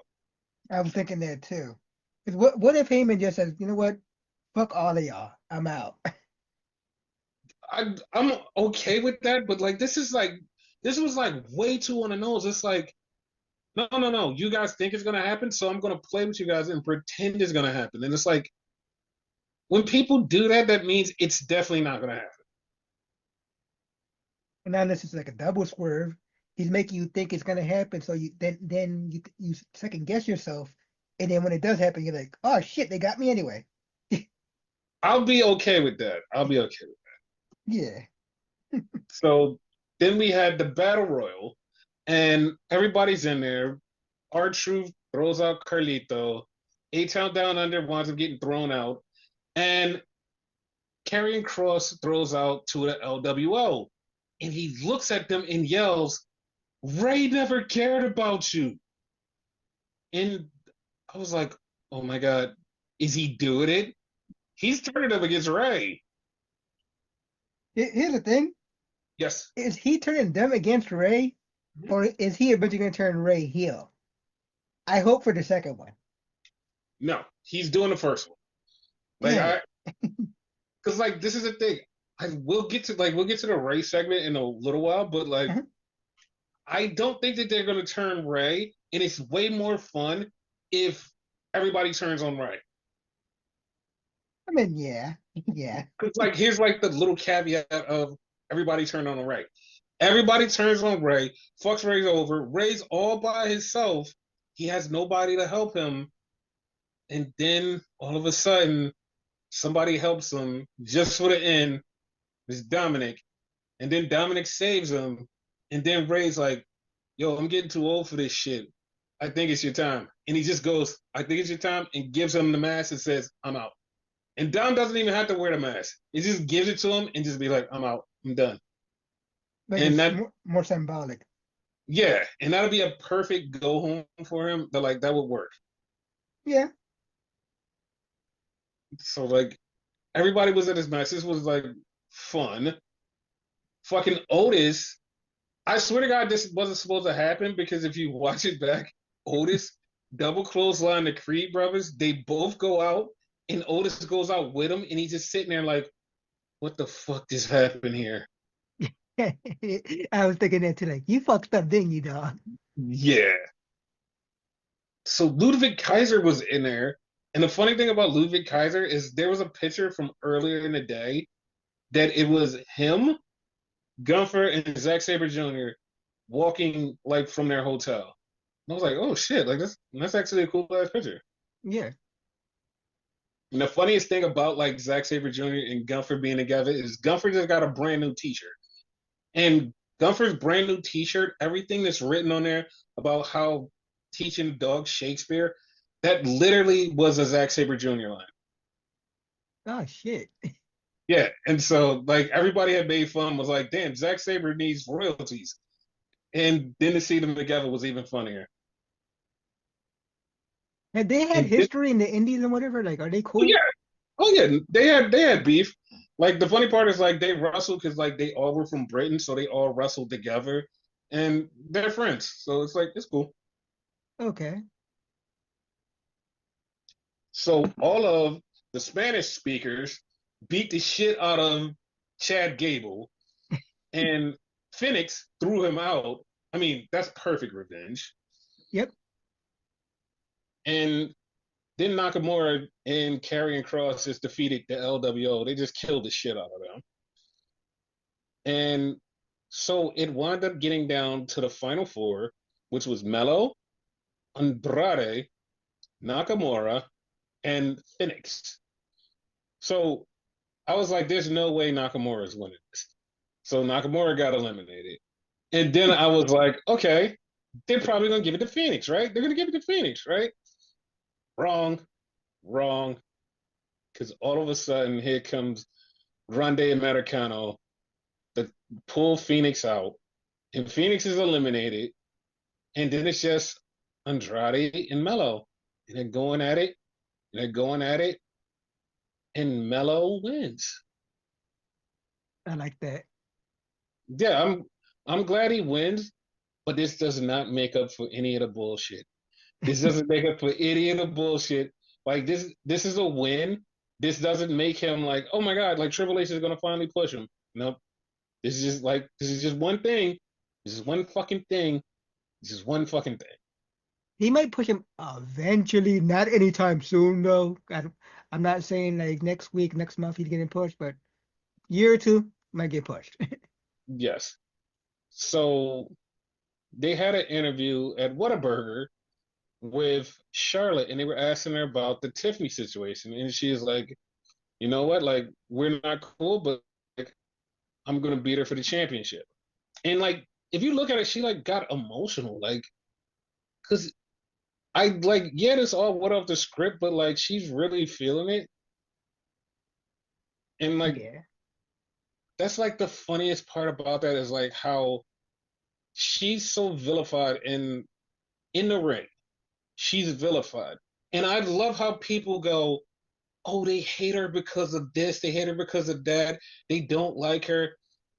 The funny thing about it is people don't like her winning. They don't like her winning, and they're like, oh, here she comes, she's winning too much. And like there was like all these people on the internet that got mad was like, oh, they hate Charlotte because of this, they hate Charlotte because of this. There's a bunch of incels that hate Charlotte. And some of that may be true in like some circles, but like all of the circles I've been through, that's not the hate that she gets. Like the hate that she gets is because she's pushed so much.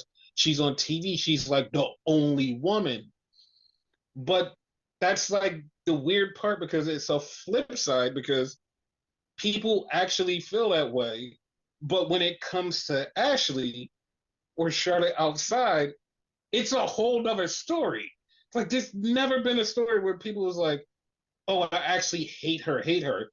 Literally, they'll go up to her like, and that's all that's been happening this whole weekend. Every time she's met somebody, it's been like the most pleasant experience for whoever she meets, and it's like they all fucking love her. Everyone loves her. And just her as a human, they love the shit out of her. The way that they feel about her in ring is all because she was pushed down our throats, and people don't like that. Like there's nothing wrong with her as a human, like or her as like Charlotte, the wrestler. It's just she just keeps getting pushed down our throats, and it's like, okay, enough. Just like chill, it's enough. You know what's wrong with her as Ashley and Charlotte at the same time though? Mm-hmm. Like she loves this business, obviously, because like Mm-hmm. her dad and all that, right? And Mm-hmm. Ashley loves to give back. Like, I mean, she basically made Rhea and all that, right? Mm-hmm. You ever notice when someone beats her and whatever, for example, Rhea, like I just said, she'll Mm-hmm. always crack a smile at the end and whatever. You always point it out to me, oh, she's smiling. And she's supposed to be pissed. I just lost. But but like she loving the moment so much, being Ashley, like it just makes you love her more. Yes, like that's the thing. Like she's just so like genuinely cool, and like when somebody does something, she's like the first one to go, "Yes, that is so awesome! Like that's so cool!" Like she like, especially when Naomi does something, she always is just super excited for Naomi. She's happy for her, because like when Naomi got the WrestleMania match, the one-on-one, she was like, you deserve it. Like you've worked your ass off, and it's like Charlotte, you know that you're a heel and she's a heel. You can't do that. Don't do that. But like she just loves people. She's Yeah. cool. But like that's what I just wanted to put out there because like this was like a weird thing where people was like, oh, they hate her because of this. It's like no, just hate her because she gets shoved down our throats. Like her as a wrestler, she's good. Her as a person is good. Like that's the only thing. It's just like it's just too much of her. Just like all right, back off a little. But that's it. Like that's the only reason. Like there's no other reason.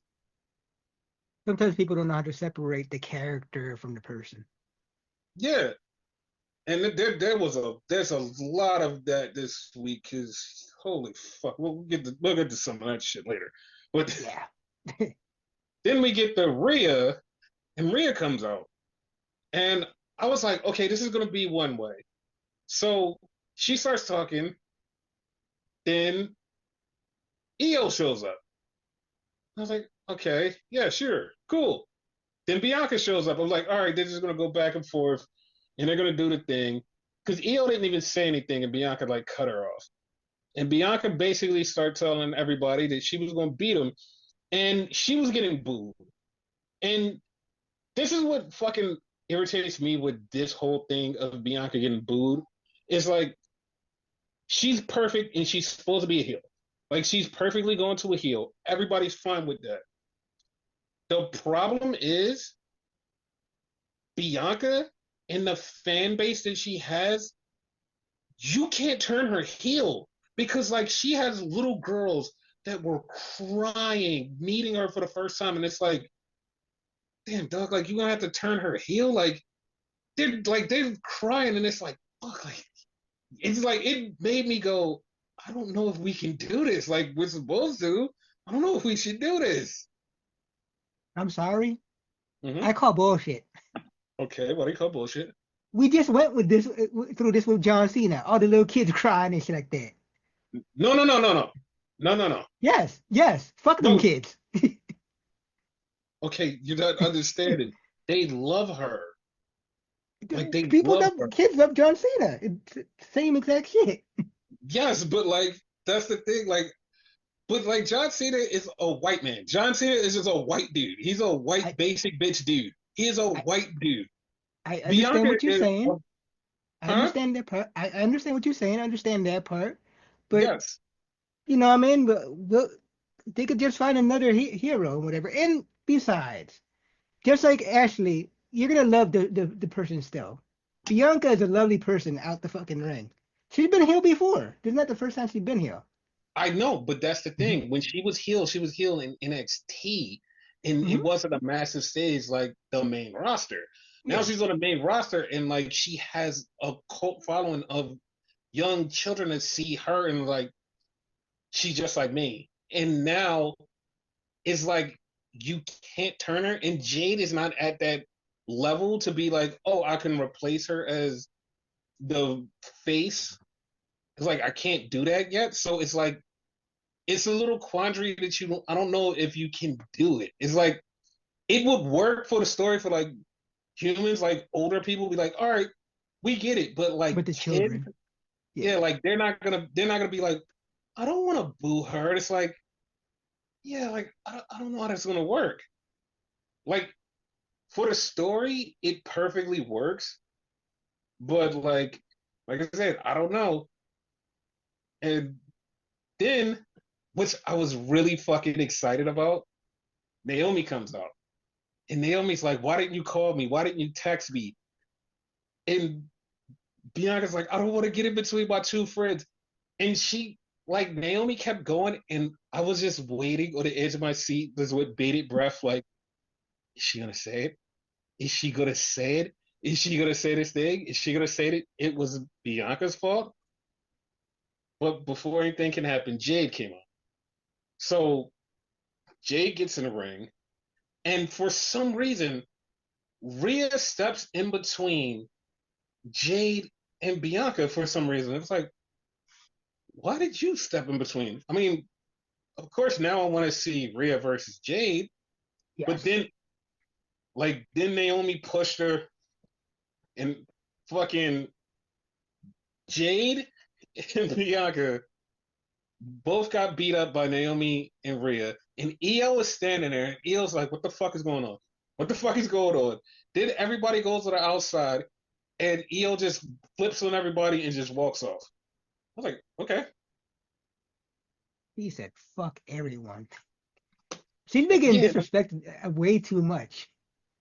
yes. And the funny part is, I want her to win, but I don't think so because I'll give you the reasoning why I don't think so when we do our predictions later. Okay. But there's a reason I don't think she's gonna win.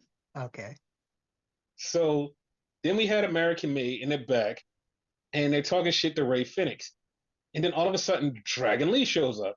And then Ray shows up, and they say, you know what? We're going to have a six-man later on. The three of you versus the three of us. And in my mind, I lied to you not. This is my fault. I promise you this is my fault. Okay. In my mind, I was like, I don't think they should do that. What if somebody gets hurt? All your fault. All your It, fault. it is all my fault because like as soon as I say that, I was like, I don't think they should do that because like if somebody gets hurt, then what about tomorrow? 100% all your fault. You would Yeah, think it would be my fault for my hate of Ray. Like, I no, didn't even think of Ray, like anything happened. no. This was just my thoughts. Like, oh shit. So Wow. then we had Motor City Machine Guns versus the Street Profits, and it get attacked by DIY.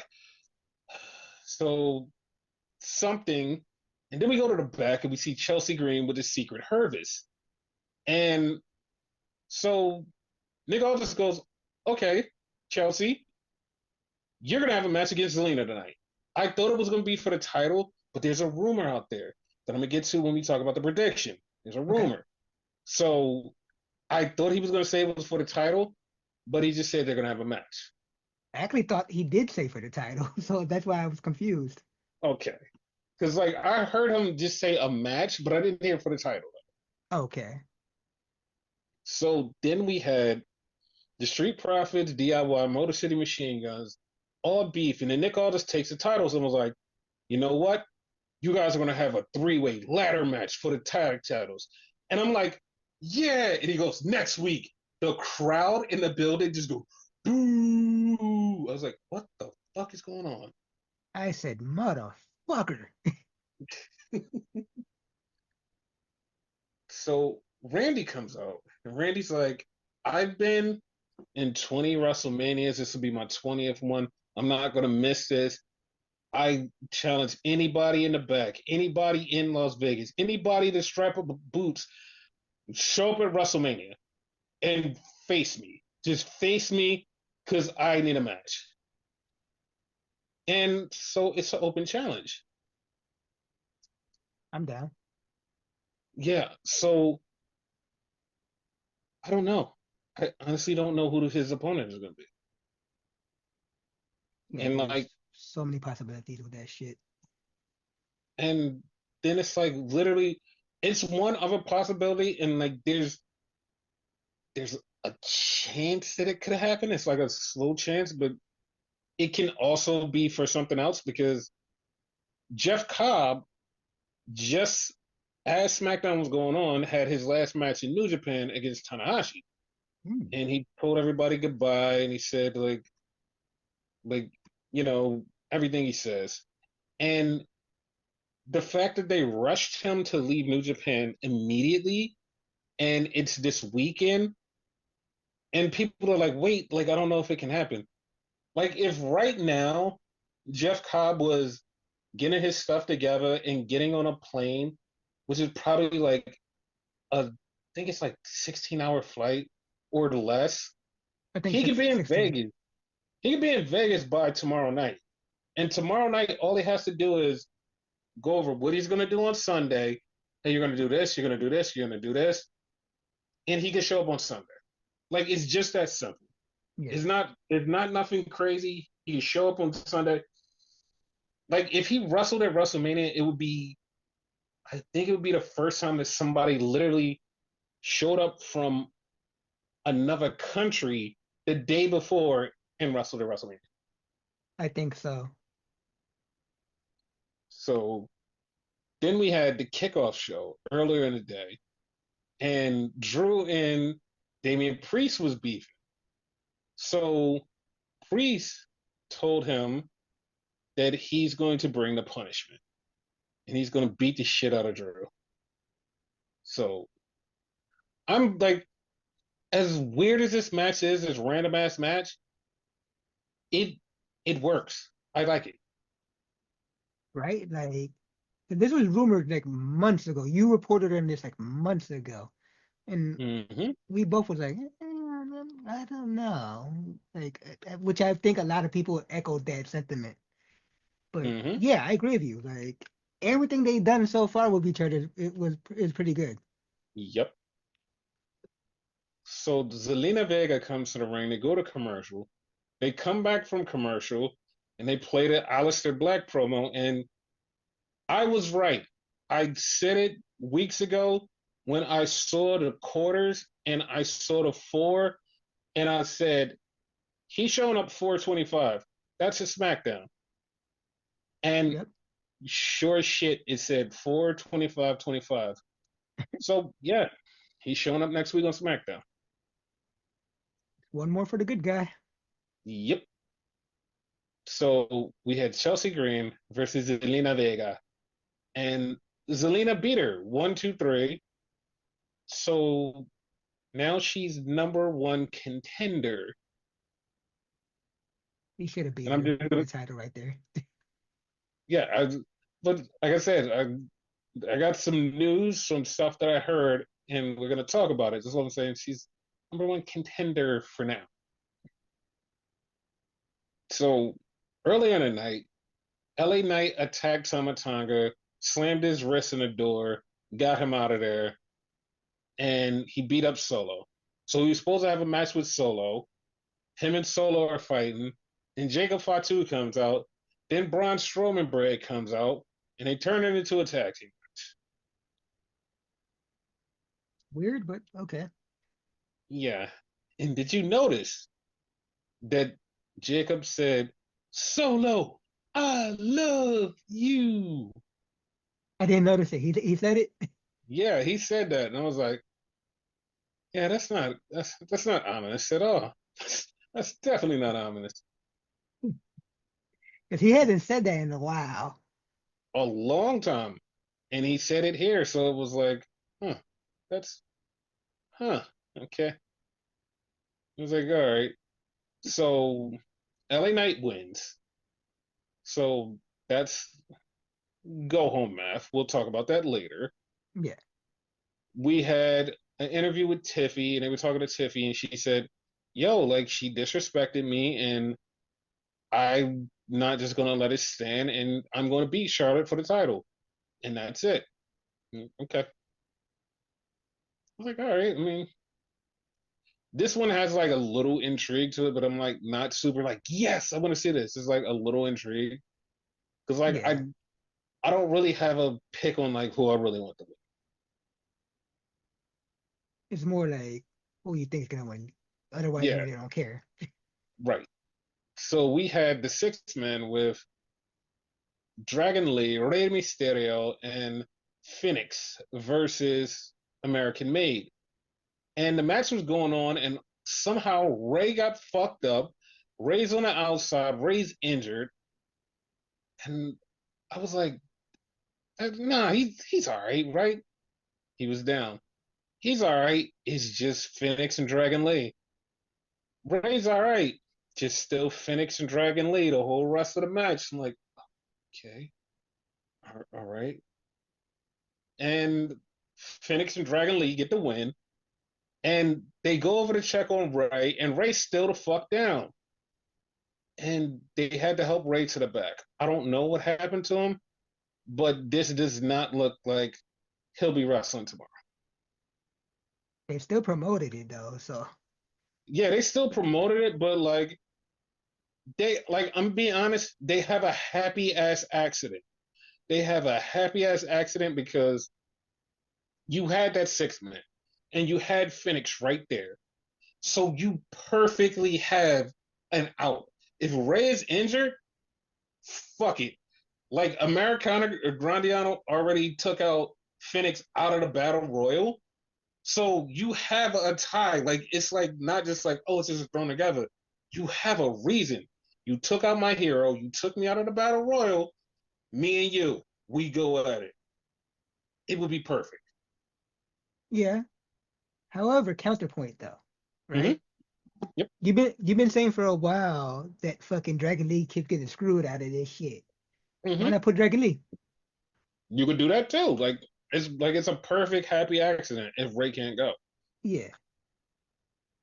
So we'll see. Because like as of right now, they're still evaluating Ray, and we don't know. Like by by WrestleMania, we'll know. But like we won't do a podcast after WrestleMania, so you'll know after that. Yeah. So they did a video package. This was a well done video package, and to the song "Sail Into the Black." And this was a video package for Punk, Roman, and Rollins. This was a good ass video package. This felt like the old school WWE with a video package like this. Oh my This is God, I like was this. just about to say that. Like, the Limp Bizkit My Way type of shit. Mm-hmm. That's what it felt like to me. Yeah, it felt awesome. Like it felt really good.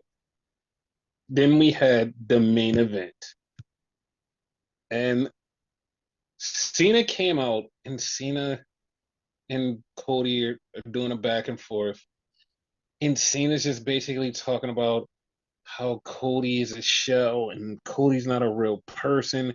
Cody sucks, and he's gonna take the title and be the last real champion. And you're doing this for them. And he teamed up with The Rock because he knew that Cody couldn't leave them and move on. So he had to do it. And it was like, okay, I mean, I guess that's an explanation. That's fine. Sure, whatever. Like, that didn't explain nothing really. Like it was like, okay. Nothing at all. Nothing at all. So then Cody's about to speak and Cody's getting booed. And I was just like, oh my God, they fucked up. They fucked up so bad because Cody was getting booed.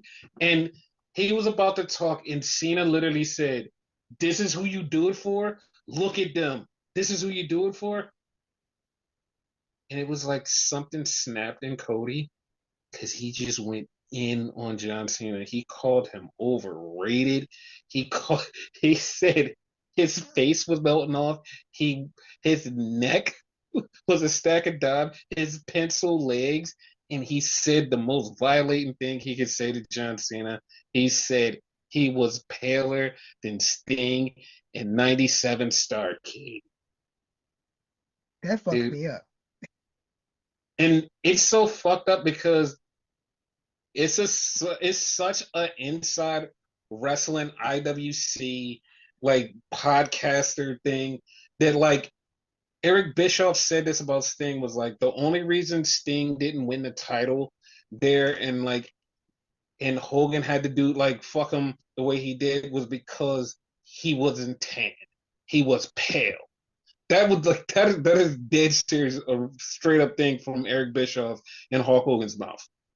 So him saying that was so funny that it was just a random ass callback. And John slapped him because Cody said he can't wrestle. He still said he can't wrestle. John slapped him, went for the FU. Cody slipped out, hit the crossroads, laid him out. I was like, oh, like, okay, okay. It still fucks me up that that's what triggers them.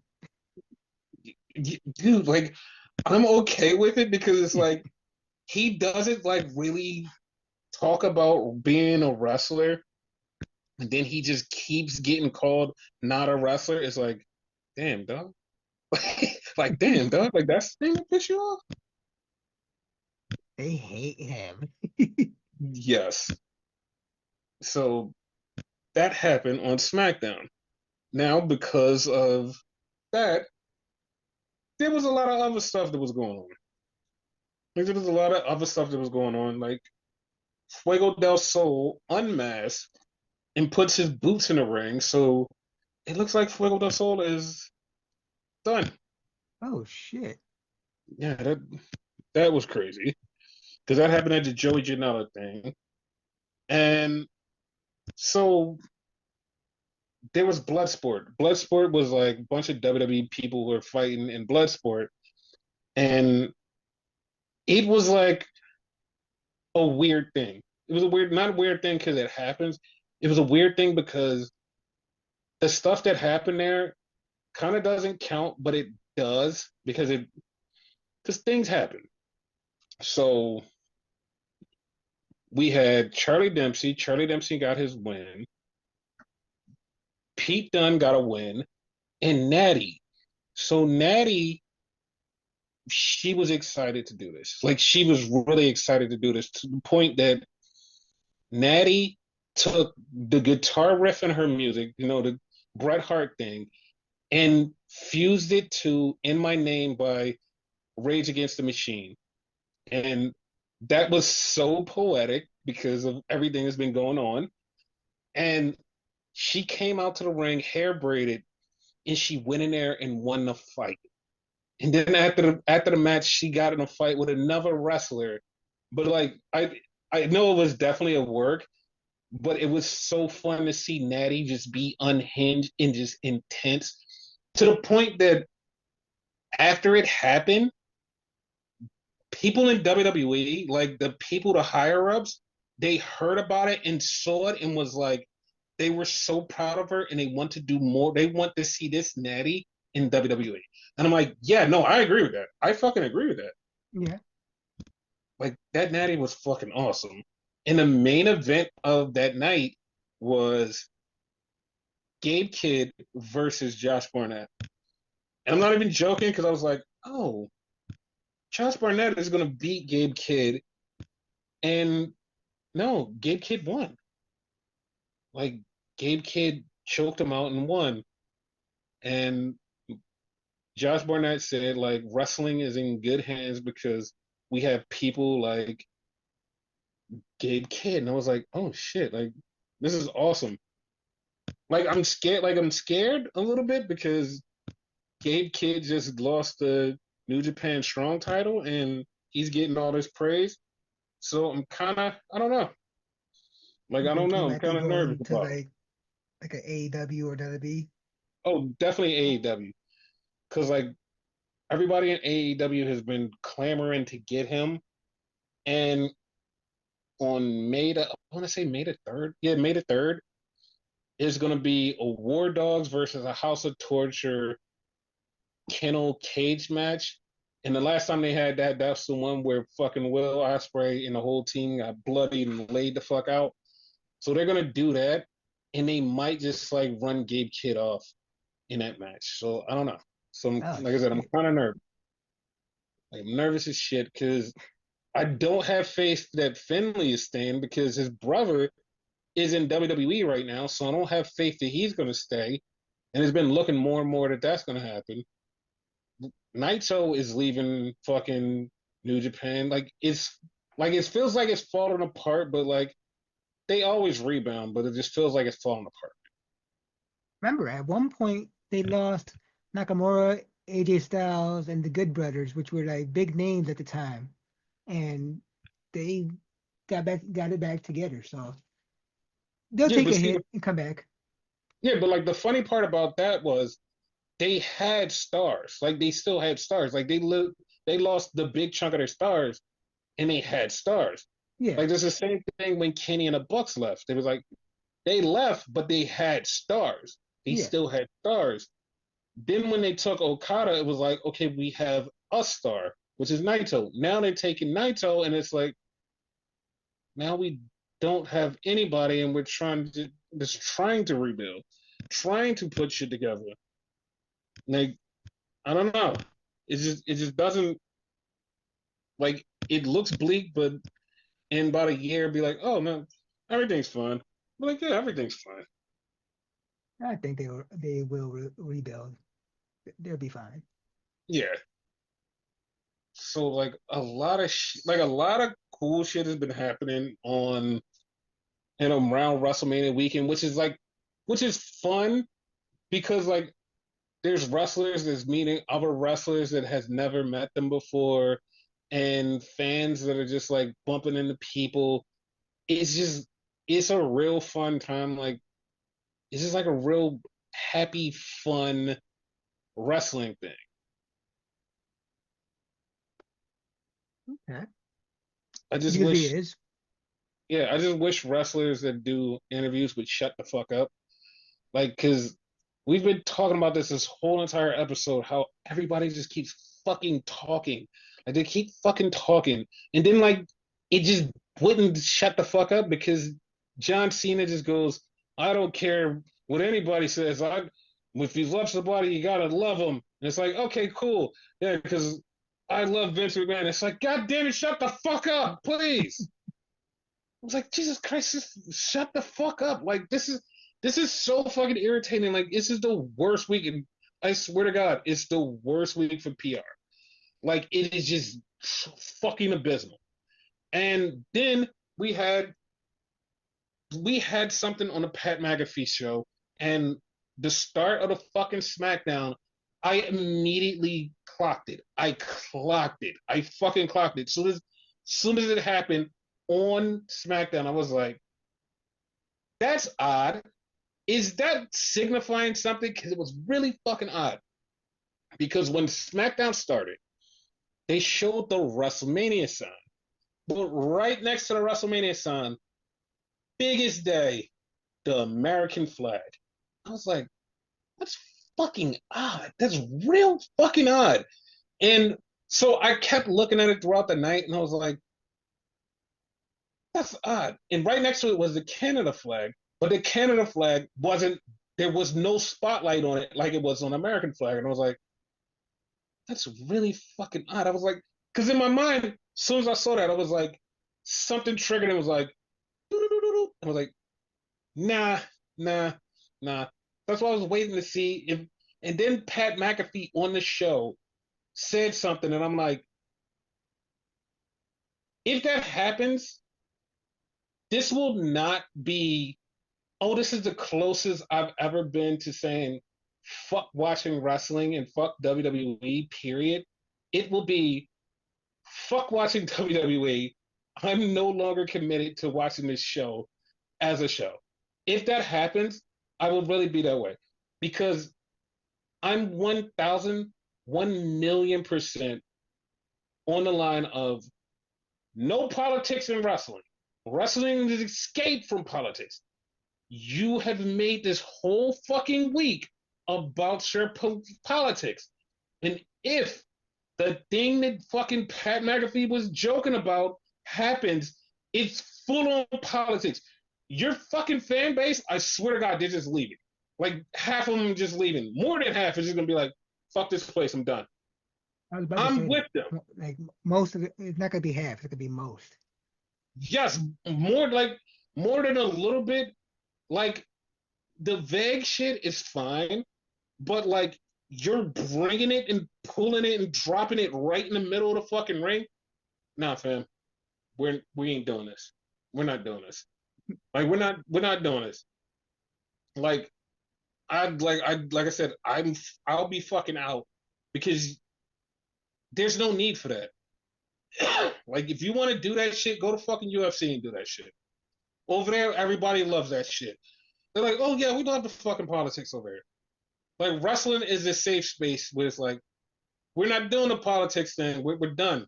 We're not doing this. It's over. Because it's not like you guys are just going, oh, we're playing both sides. It's like, no, we planted our flag in this side. This is where the fuck we're staying. It's like a lot of your fan base does not fucking like that side. Even fucking CM Punk does not like that side. And it's just like, I, I don't want it. And the funny part about CM Punk, he was the only person that cut a fucking interview that had some fucking sense. He said some shit and people was like, I've never seen people that like fucking hate Punk this weekend just go, you know what? I fucking like Punk because he said like he just said the things that like we needed to hear from somebody that just we just needed that. Like we fucking needed that.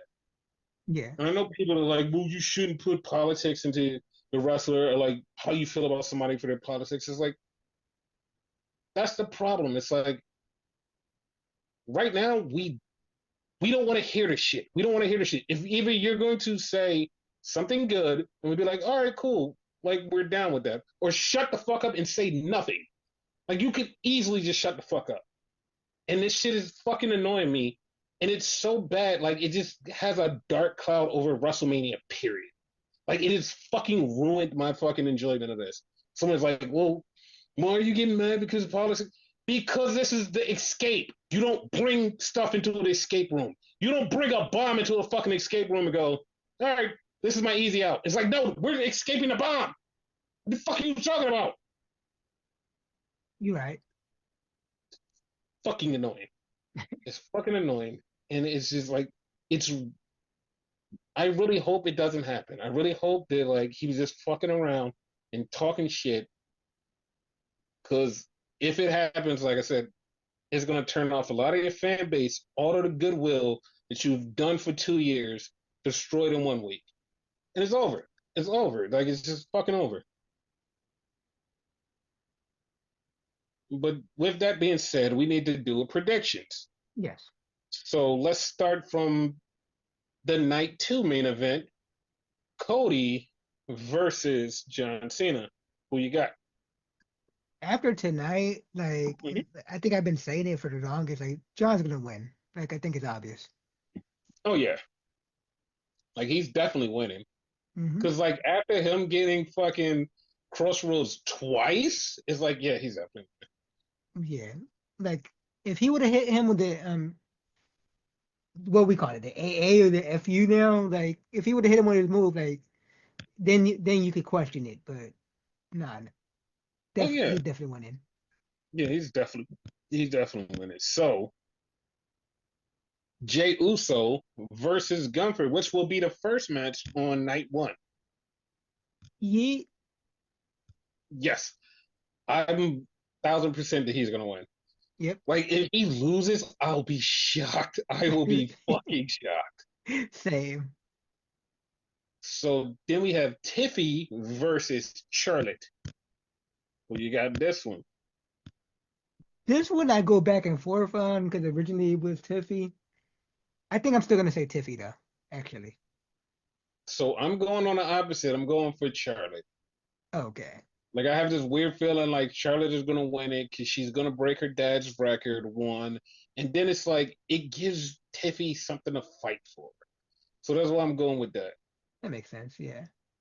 So then we got the U.S. title match: LA Knight versus Jacob Fatu. Who Now, you got? I have a certain perspective after like tonight, whatever, with the I love you, Solo, right? Mm-hmm. Yep. Solo's gonna cost him the match, and that's when he's gonna fuck him up. Okay. I was thinking that too. I was thinking that, I was feeling that. I'm like, okay, that's gonna happen. But what I think is gonna happen is gonna be funnier. I think Okay. Solo is going to go to fucking like cost him, and he's gonna make LA Knight lose. He's gonna win the title, and then Jacob Fatu is gonna beat the shit out of Solo with the US title. And that's what's gonna happen. Okay. So then we have El Grande Americano versus Rey Mysterio or another match luchador. Who you got? I'm just gonna go with the perspective of Rey Mysterio Uh-huh. and Grande's winning. Because I can't think of who else he would face other than maybe Phoenix or Dragon Lee. So I'm gonna go to opposite. If Ray's healthy, I think Ray is gonna be Grande Americano. Yeah. So then we have the World Tag Team title match, which is presented by Clash of Clans, by the way. It's What the fuck? cool. Why? I have no fucking idea. Like, it makes sense in like the smaller, like little thing because it's Clash of Clans, which is like a war game. So the War Raiders versus the New Day. So it's like, Okay. okay, like, I get it. like that's the only tie-in I could do for this because like this match is just like randomly thrown together out of nowhere, and it's like, okay, it's for the tag titles. It's like, yeah, but like the real tag titles have beef, and it's not like they're not even on the show. So what the fuck you like? What the fuck is this? It should have been a fucking like war match, which because it doesn't seem like that's where they're going with it. Like I swear they hinted at it. Yeah, this is real. Like, this is really dumb. So like I don't even care. I'm just gonna say the New Day is gonna win. Like who gives a shit? Like is Same. this random as fuck? So then we got Jade versus Naomi. Who you got in this one? Jade only to get revenge and come to find out it was Bianca the whole time. Yeah, I'm going with Jade too, but I feel bad because like this whole Naomi revamp is fucking cool, but like she's gonna lose. She'll get a major win back eventually, though. Yeah, You gotta take the L's before you get the major win. yeah, I guess so.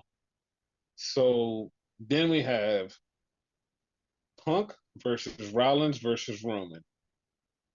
Who you Rollins. have? Okay, well, I was gonna say, yeah, well, you got Rollins. I also like part of me is like it definitely has to be Rollins, but the other part of me is like, you know what? I don't know. Like I said it quick, but like, yeah, I'm with you. Like, there's still a question there because Heyman's a major part of this. Yeah, because like part of me is like, I feel like it could be CM Punk. Like CM Punk could win this, and we could just go from there. Yeah. Like I don't know. Like it's it's weird. It's weird. Like I really don't know. I really don't know. But I'm just still gonna go with I'm still gonna go with Punk. I'm still gonna go Okay. with Punk. We're gonna go with that. So then we have the street fight. Uh, So who you got in the street fight? Drew versus whatever his name is. Damian Bruce Priest. What I Martinez. call. So you going with Priest? Yes. Okay. So the Intercontinental Championship match, IC title match. Who do you have between Finn, Dominic Mysterio, Braun Strowman Bread, and Penta? Latino cheat. Dominic Mysterio. Jesus, Latino cheat? He has it on the shirt. Oh, okay. So that's the thing. Then we have the triple threat for the title. Who do you have for the title?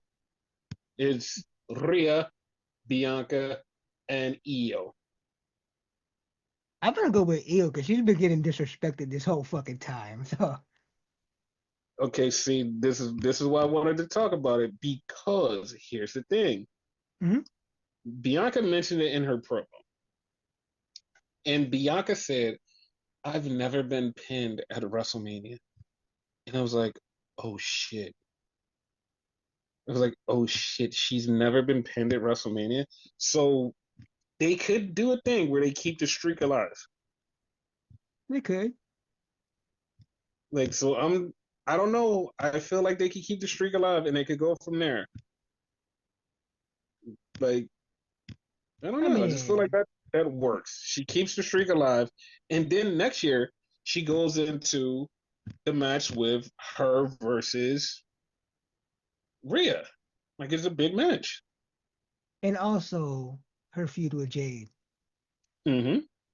So yeah, I think I'm gonna change my mind. Like, yeah, Bianca.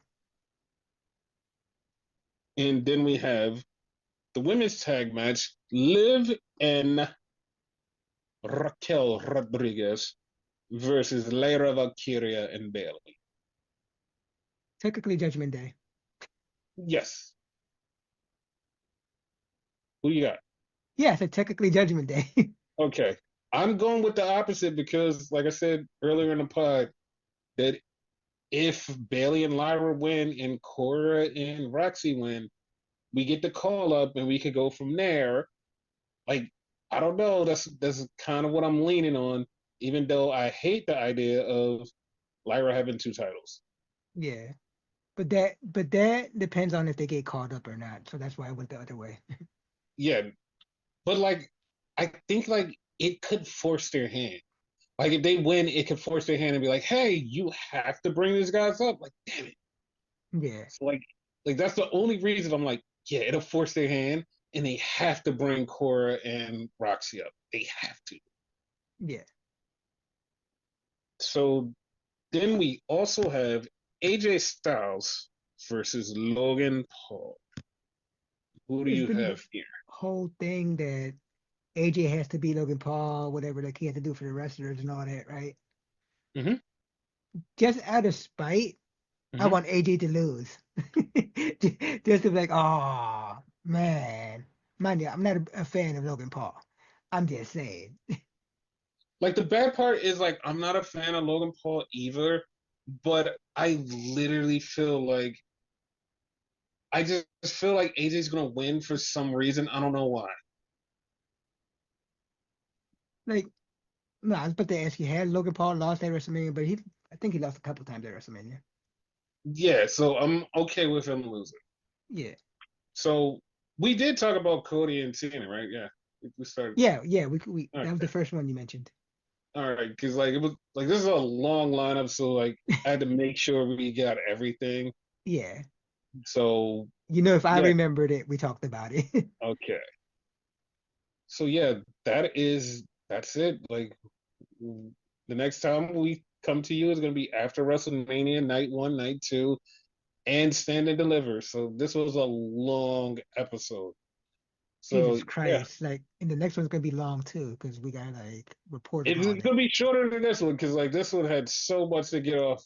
But yeah, like we're done. Do you have any last words as we go into Mania? Jesus Christ, see you after WrestleMania.